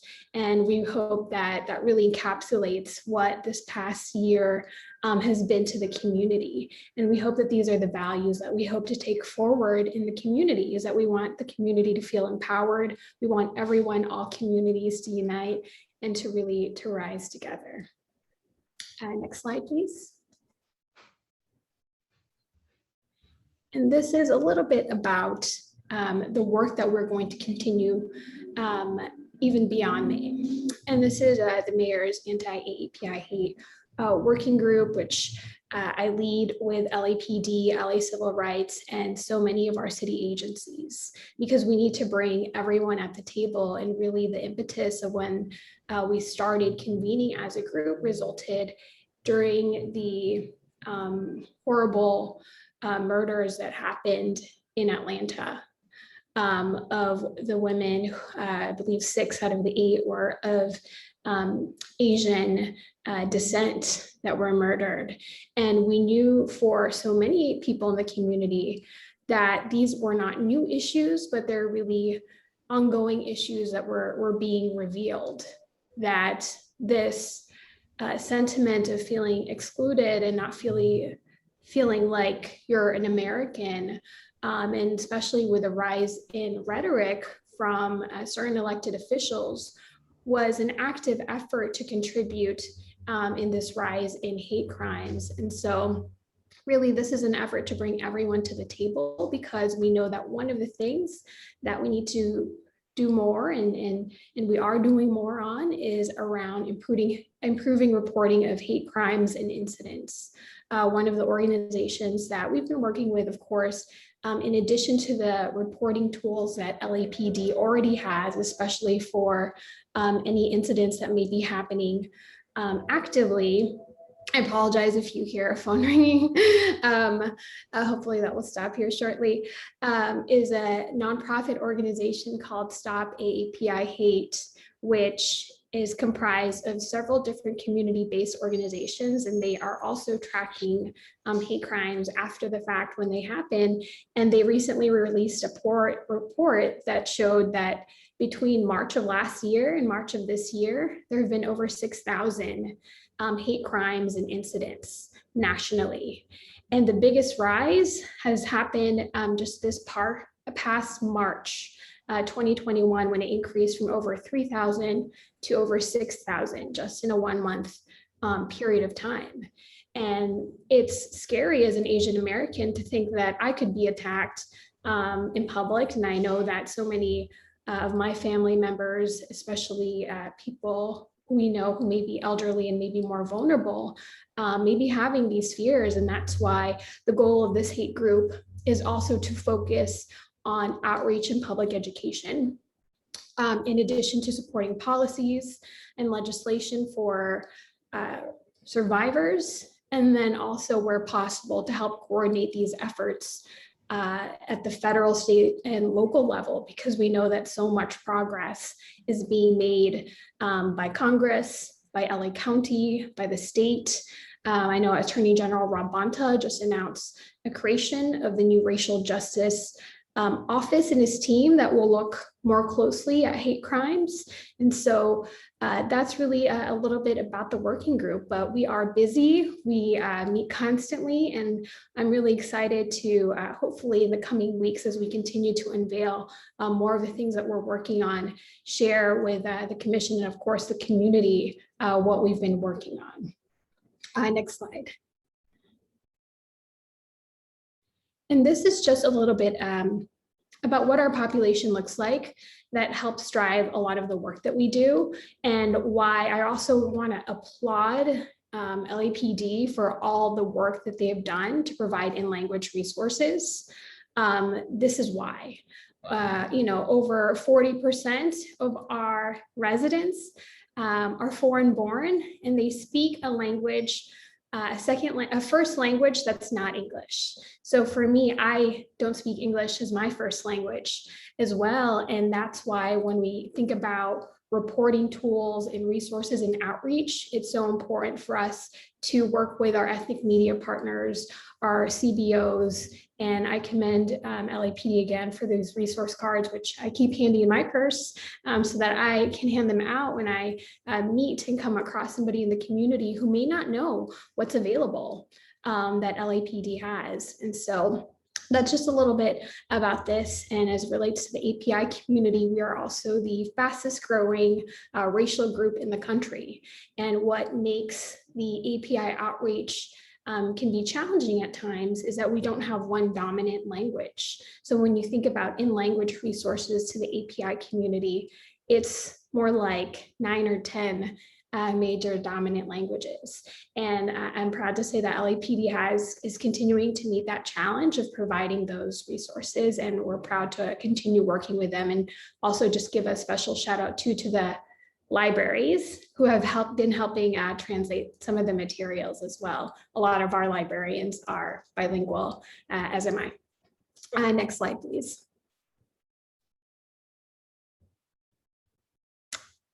And so keeping that in mind, I'm going to share a little bit of photos from the May 2nd event, which I think are important. Really the question that we pose to our working group is, what kind of outreach do we want to have to the community that is meaningful and productive and deepens relationships, not just in the short term, but in the long term? And so this is really one of the very intentional strategic things that we came up with, and that is doing community day of service, and to do them more often, to create spaces where people can meet, to give back to the community, and to meet officers and leadership at LAPD. So when you attended this event on May 2nd, you weren't meeting, for instance, Chief Michael Moore in uniform. You were meeting somebody named Michael in his tracksuit, standing with his beautiful wife. And so that kind of engagement and an outreach was something very specific that we were trying to create as a space. And so we wanted to demonstrate too that for people who may not have gone out in public, we're here to stand with you. Let's give back to the community, and let's make sure to demonstrate that these are not just safe spaces, but they're also clean spaces as our city and our nation start to reopen. And so that's really the impetus of what our Community Day of Service events came from, and LAPD played such a key part in that event. And so many of you attended in your normal clothes, and it was amazing to see how many people in the community just welcomed you all with open arms and just wanted to know more about you and really thank you for your service. And this picture I'll just quickly share is it's hard to tell with our masks on, but there are a number of elected officials in the API community in this photo. You have Assemblymember Mike Ang, of course, Caprine Maddox, who's the general manager of LA Civil Rights. We have Commissioner Abigail Zielinski from LA Civil Rights, and you have Gay Nguyen, who is the board president of the Chinese American Museum. Next slide, please. You'll have to bear with me. I'm just showing photos for the next few slides, just so you can see how well received this event was. You see there Chief Moore, more pictures of people in the community. I believe I see Ala Brada in this photo, and of course our general manager of El Pueblo, Arturo, is in this photo as well. Next slide. And this is actually, I think Manny is on our meeting right now, but this is Manny Lopez and his beautiful family from the mayor's office, because the event brought out everybody of all colors, of all ages, of all ethnicities. And it was amazing to see what a rainbow coalition it was of people that came out to this event. Next slide. And this is a picture, this was a point of privilege, I had to insert this one, with Deputy Chief Blake Chow and Assistant Chief Big Ramala. And actually behind that, that is a very serious conversation happening between Assembly Member Mike Eng and former City Council member and the first Asian American City Council member in Los Angeles, Mike Wu, also joined. Next slide.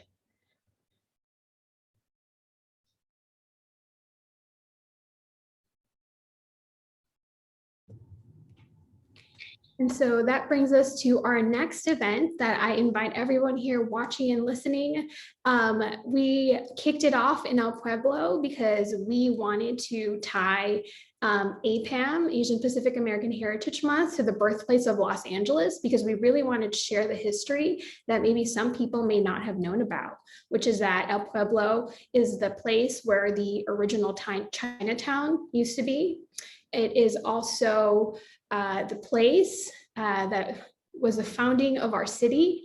And a common unknown fact about our founding of our history is that there were Asian Americans that were also pobladores. One was actually Filipino American that was also a poblador that helped founded the City of Angels. And then the third thing that we also shared at the May 2nd event was that it was also the site of one of the worst massacres in US history, which is the Chinese massacre of 1871. And that was something that we highlighted because the mayor announced that his civic memory working group would be working to really commemorate that history that we have, because this month is not just about celebrating our diversity and our culture, but it's really about sharing our history and telling the truth about what that history entails, no matter how painful sometimes. And so this coming Saturday, please join us. 5 sites across the city, Chinatown, Little Tokyo, Thai Town, historic Filipino town, and we are combining Koreatown and Little Bangladesh because they are near each other. So we'll be joining forces.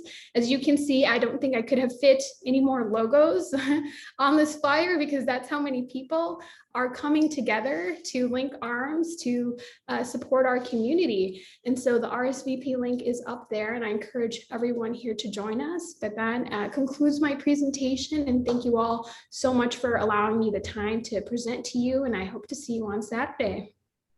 Well, thank you, Commissioner. Thank you for joining us today. We certainly appreciate it, and to all the presenters, thank you for taking time out of your day to help us honor those who've made such a contribution to Los Angeles as we reflected on the past, but also as we look towards the future, including the day of service that we just heard about. Commissioners, thank you for your patience very much. But let me ask you if you have any questions, comments, to open your microphones. Commissioner Soboroff, I saw earlier you wanted to make a comment. Go ahead, sir. I just want to thank each and every one of you. I think that what you're doing has been going on for a lot longer than we've been knowing it's been going on. And I think that bringing it to our attention and the public's attention is very, very worthwhile in these touchy times. Thank you for everyone for what you're doing. Thank you, Commissioner Soboroff. Any other commissioner question or comment? Yes, please. Go ahead, sir. Thank you.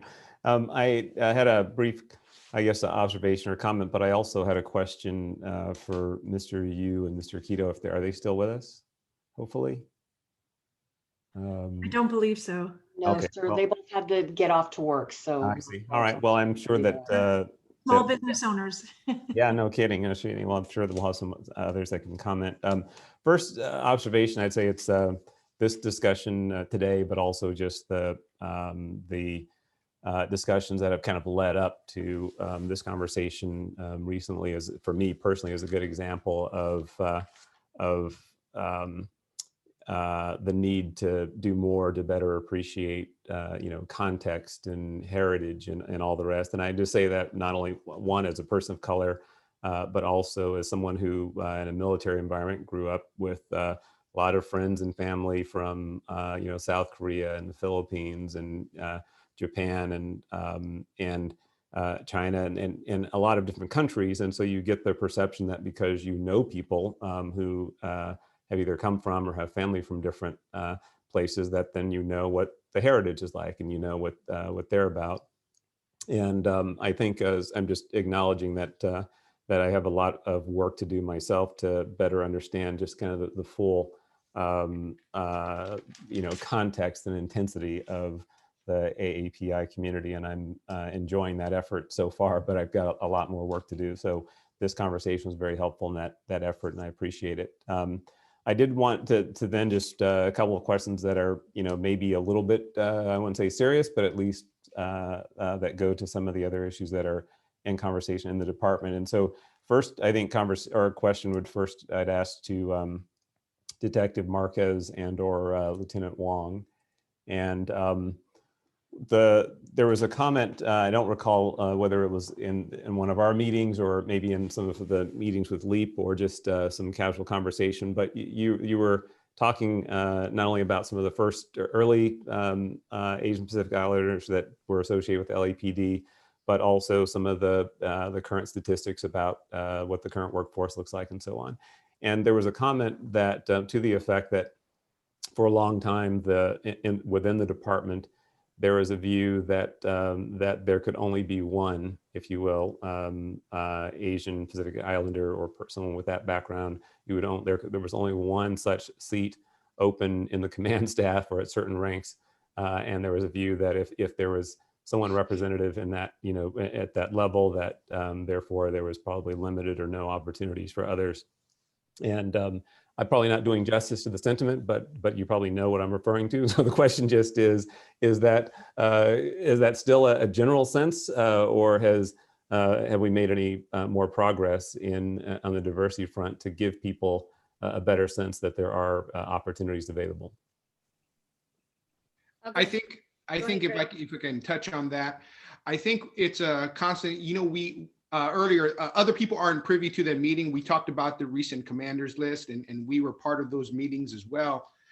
I think you hit the nail on the head when you said, are we looking at just the number? Whether, we get to this 11% and then we're sitting there at 11% going, hey, we got it.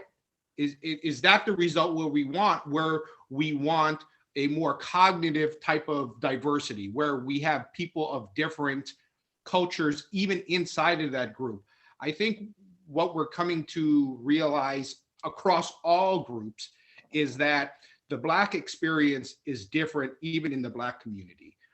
We have the Asian community and the experience that the different cultures and the different races bring.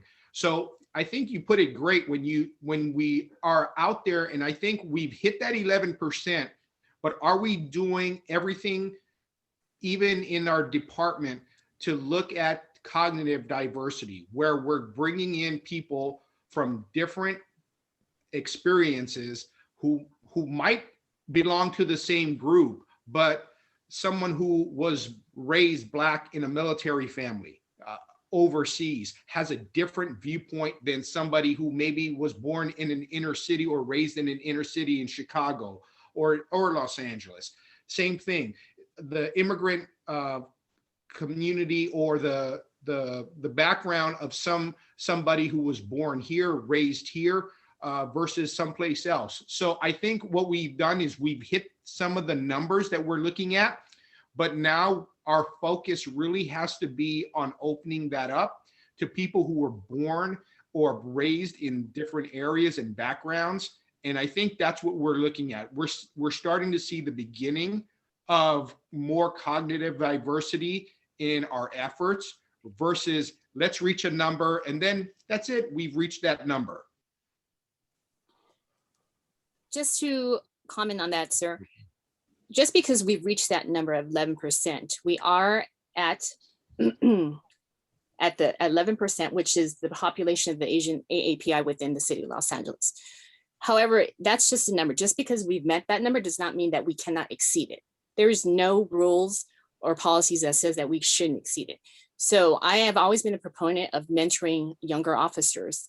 You know, when I see command staff, AAPI command staff, such as Chief Blake, Chief Choi, it gives me that, honestly, that feeling, that opportunity that I can actually achieve that as well. So as long as we have people in those correct ranks, then other officers can actually see themselves in that rank as well.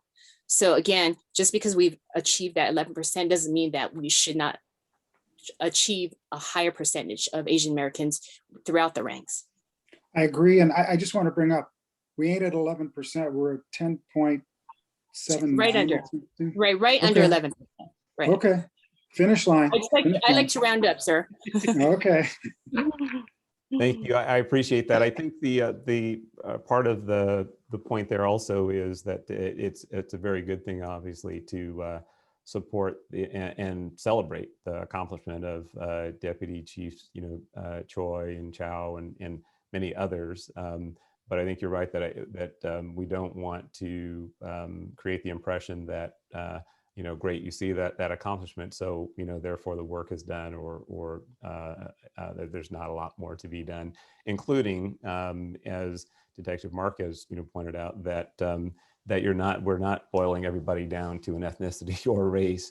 That we also want to make sure that we're respecting the rich diversity even within the race and ethnicity, so that people think differently, respond differently, and things of that nature. So anyway, that's a point to just keep in mind that there's a lot of additional work to do. The other question that I had, and maybe you can speak to this, what I wanted to ask Mr. Quito or Mr. Yu is they commented a little bit on some of the importance, and Chief Grimala mentioned the fit beats and some of those things as well.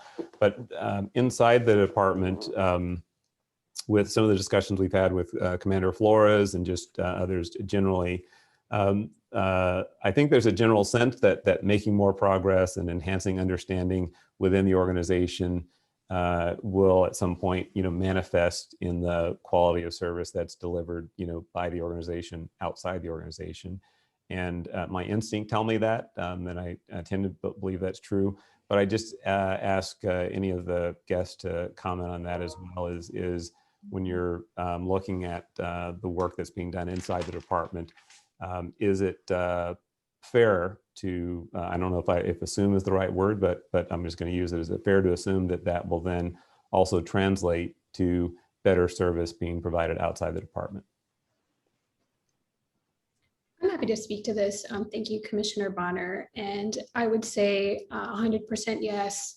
When Assistant Chief Grimala and I first had a conversation, I think it was almost now 2.5 months ago, she was all in, Chief Moore was all in, and the entire department was all in at bringing all hands on deck with making sure that we improve the outreach, we improve in language resources, and they have been moving a mile a minute since then to do as much as possible, knowing that we are working with so many challenges around COVID-19 restrictions and the limited capacity right now for people who may not know that you can still visit one of the police stations to file a report. So we had to do some additional messaging for our community to raise awareness about that, to also for the in-language piece too. I also want to share that LAPD has done a great job of bringing in more officers who are bilingual to the table.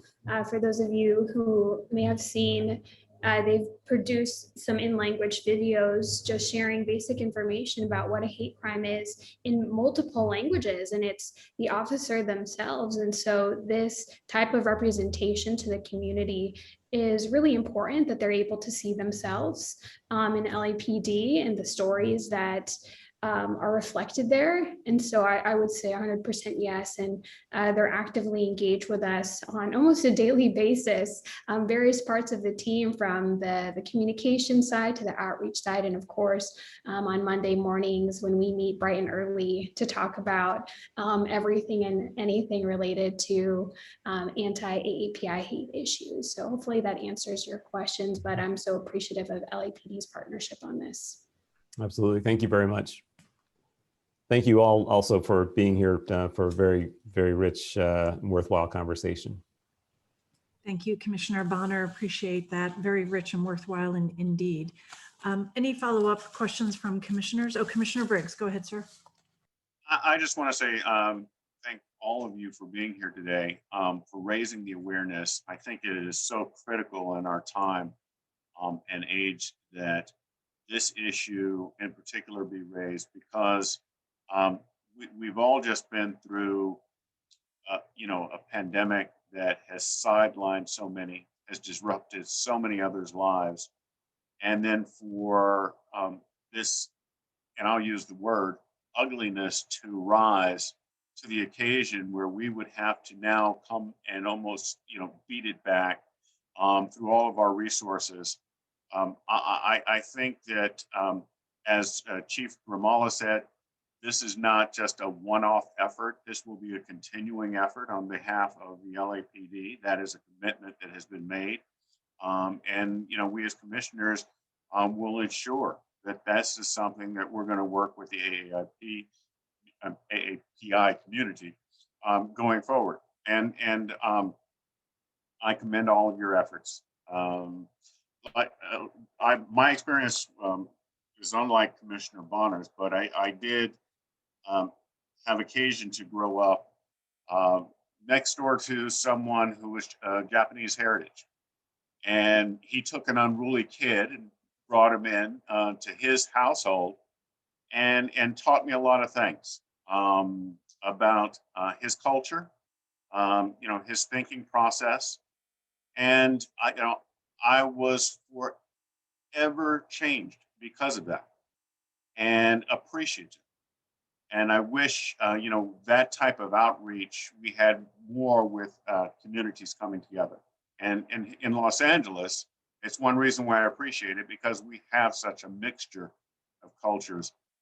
And it's just so depressing to see that some want to harm others because of their differences. But I thank all of you, and anything I can do in this effort, I will. Thank you all. Thank you. Before I ask the Chief of Police if he wants to have any comments here, I will say you've heard from all of the commissioners. We're deeply committed to continuing to work with all of you and with the community to address all the various issues, some of which were presented today, that the AAPI community is currently addressing. You have our deep commitment to that. Chief, did you want to add anything before we move on our agenda, sir? I just share, Commissioner President, thank you. I just share my appreciation and thanks to all the presenters today. Commissioner Caloza, thank you for, I know you have a hectic schedule, but thank you for your leadership on this for the citywide task force. Mayor Garcetti clearly knew what he was doing when he appointed you in this position, and it's a pleasure for us to work alongside with you on these important initiatives. And to the department members, thank you for your continued commitment, and my commitment, and I know every member of the senior staff is to deepen. We're not looking, Craig, at 11% as a destination. It's just, we're just moving through it. That's reflected in our annual goals in regards to diversity on our recruitment, where our goals are much higher than parity. But then again, lastly, to Commissioner Bonner's insight and his leaving impression upon LEAP about the diversity of thought, of cognition, of what our backgrounds are, that we're not defined by any one attribute, gender, ethnicity, or otherwise. And it's the richness of all that diversity that adds to the value of this organization as we relate to one of the most cosmopolitan cities in the world. and those challenges that come with those opportunities. So thank you all. Tremendous presentation today. And I know that it took investment of your time and energy to do. So I appreciate you. Thank you. And thank you all again for, to quote my fellow commissioners, a deep, rich, meaningful presentation. We so appreciate your time today. Thank you very much. And commissioners, thank you all very much too. And we'll now return to our regular agenda, continue through it. Commissioners, we have items D through G remaining on our agenda. And can I just ask by a show of hands, I'm going to run through this as I sometimes do and ask you if you have questions on an item, and then we'll take all the votes for items that we don't have questions on. Are there any questions on item D? Item Potentially, but potentially. Let me potentially hold that one. Item E, any questions? All right, item F, questions. See none. Item G, questions. Okay, I'm going to take the items for which we do not have questions. I'll take item E first, the department's report relative to the supplemental police account. The recommended action is to approve the report and transmit to City Council. I will move that forward. Is there a second? Second. Moved and seconded. All in favor, please say aye. Aye. Aye. Opposed? Passes 4-0. Thank you. Item F, the department's report relative to travel authority for the chief for the Major Cities Chief Association. I'll move that forward. The recommended action is to approve the department's report. Is it seconded? Second. Moved and seconded. All in favor, please say aye. Aye. aye. Opposed? Very good. It passes 4-0. Thank you. And item G, the executive director's report relative to the adjustment of fees for special services. The recommended action is to approve the executive director's report and transmit to the city administrative officer for informational purposes. I'll move it forward. Is there a second? Second. Moved and seconded. All in favor, please say aye. Aye. Aye. Opposed? Very well, it passes 4-0. Thank you. And we'll return now to item D and a potential question from Commissioner Bonner, sir. Yeah, and it's a potential question for the chief, somewhat related to the last presentation. And just to be very clear, the reason I said it was a potential question is because it's a question that I chose not to ask in the last presentation, but I wanted to make sure there was a sufficient nexus to this agenda item to squeeze it in here. So that's just in the interest of transparency what that was about. And the question was that Mr. Keto made reference to the quick release scenario, and this somewhat related to the juvenile diversion issues, I think, in this report, and I'm acknowledging only somewhat related. Only question really for you, Chief, is the scenario that he was describing. The question is, are we talking about people being released who are from the community going back into that community? Like if you could, yeah. So that's really the main thing. I think, yeah, the Chinatown area surrounds or is closely adjacent to the central jail, downtown central jail for the sheriff's department. And as a matter of practice, releases from each morning and over the course of the day from the jail oftentimes will, in the absence of other supportive services, end up walking the streets in the Chinatown area. And that has been an effort of course working with, and as well as the Board of Supervisors working with the county sheriff, as well as support agencies to try to provide other venues and other avenues so that individuals that are released on bond or otherwise are just not without resources and then wandering, if you will, in the downtown Chinatown area.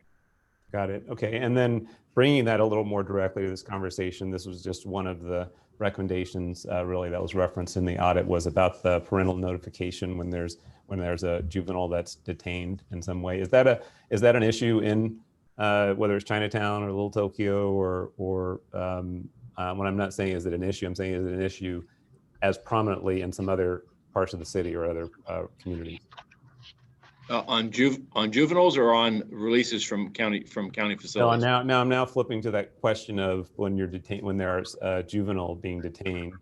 And there's the question of the parental notification and, Yes. and how all that works. And I'm, just wondering, is that an issue as prevalent or equally prevalent in the AAPI communities as it is in some of the other communities?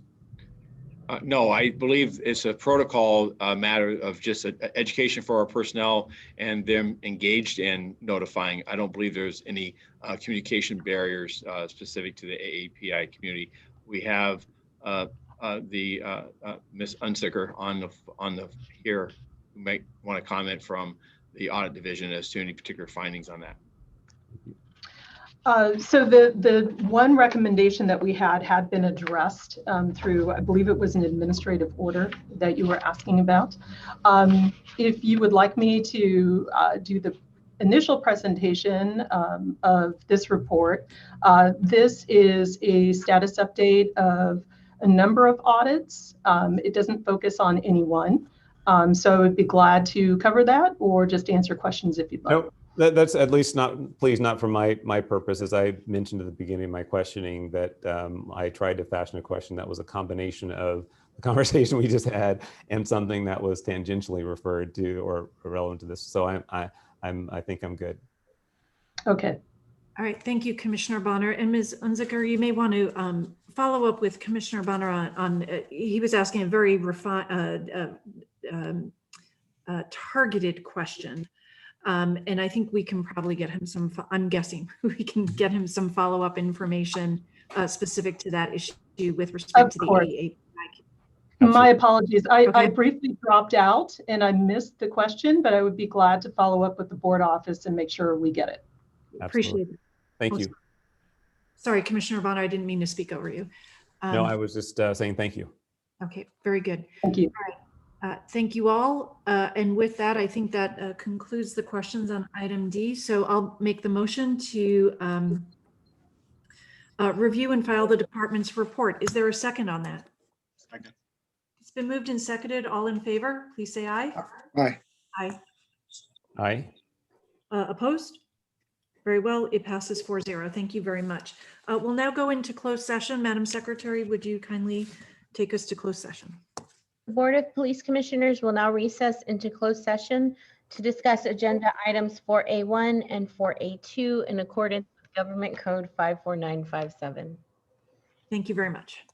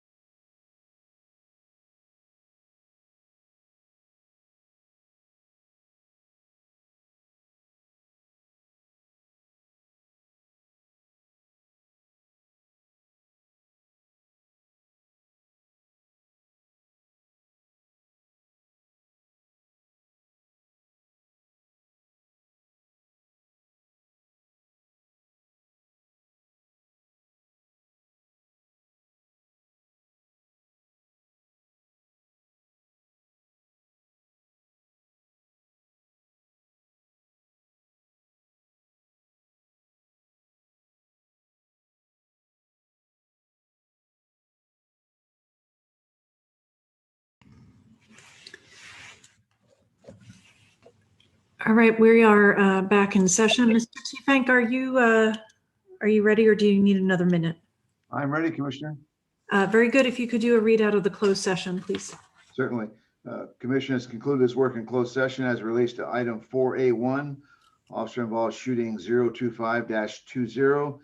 Commission unanimously on a 4-0 vote adopted the chief of police recommendations, which were tactics, administrative disapproval, 1 sergeant 2, 4 police officer 3+1, 1 police officer 3, tactical debrief, 5 police officer 3+1. Drawing and exhibiting in policy, 1 sergeant 2, 9 police officer 3+1, 1 police officer 3.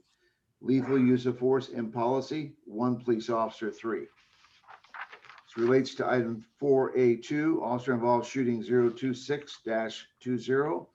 Commission unanimously on a 4-0 vote adopted the chief of police recommendations, which were tactics, tactical debrief, 1 captain 1, 1 lieutenant 2, 1 sergeant 2, 1 police officer 3+1, 2 police officer 3s. Drawing and exhibiting, 1 police officer 3+1, 2 police officer 3s in policy. Lethal use of force in policy, 1 police officer 3. That concludes the report out. Thank you, Mr. Teefank. I will move that we adjourn our meeting for today. Is it seconded? Second. Moved and seconded. All in favor, please say aye. Aye. Aye. Very well, that passes. Is there any objection to that? There is none. Very well, it passes, and we will stand adjourned until our next scheduled board meeting. Thank you all very much. Thank you.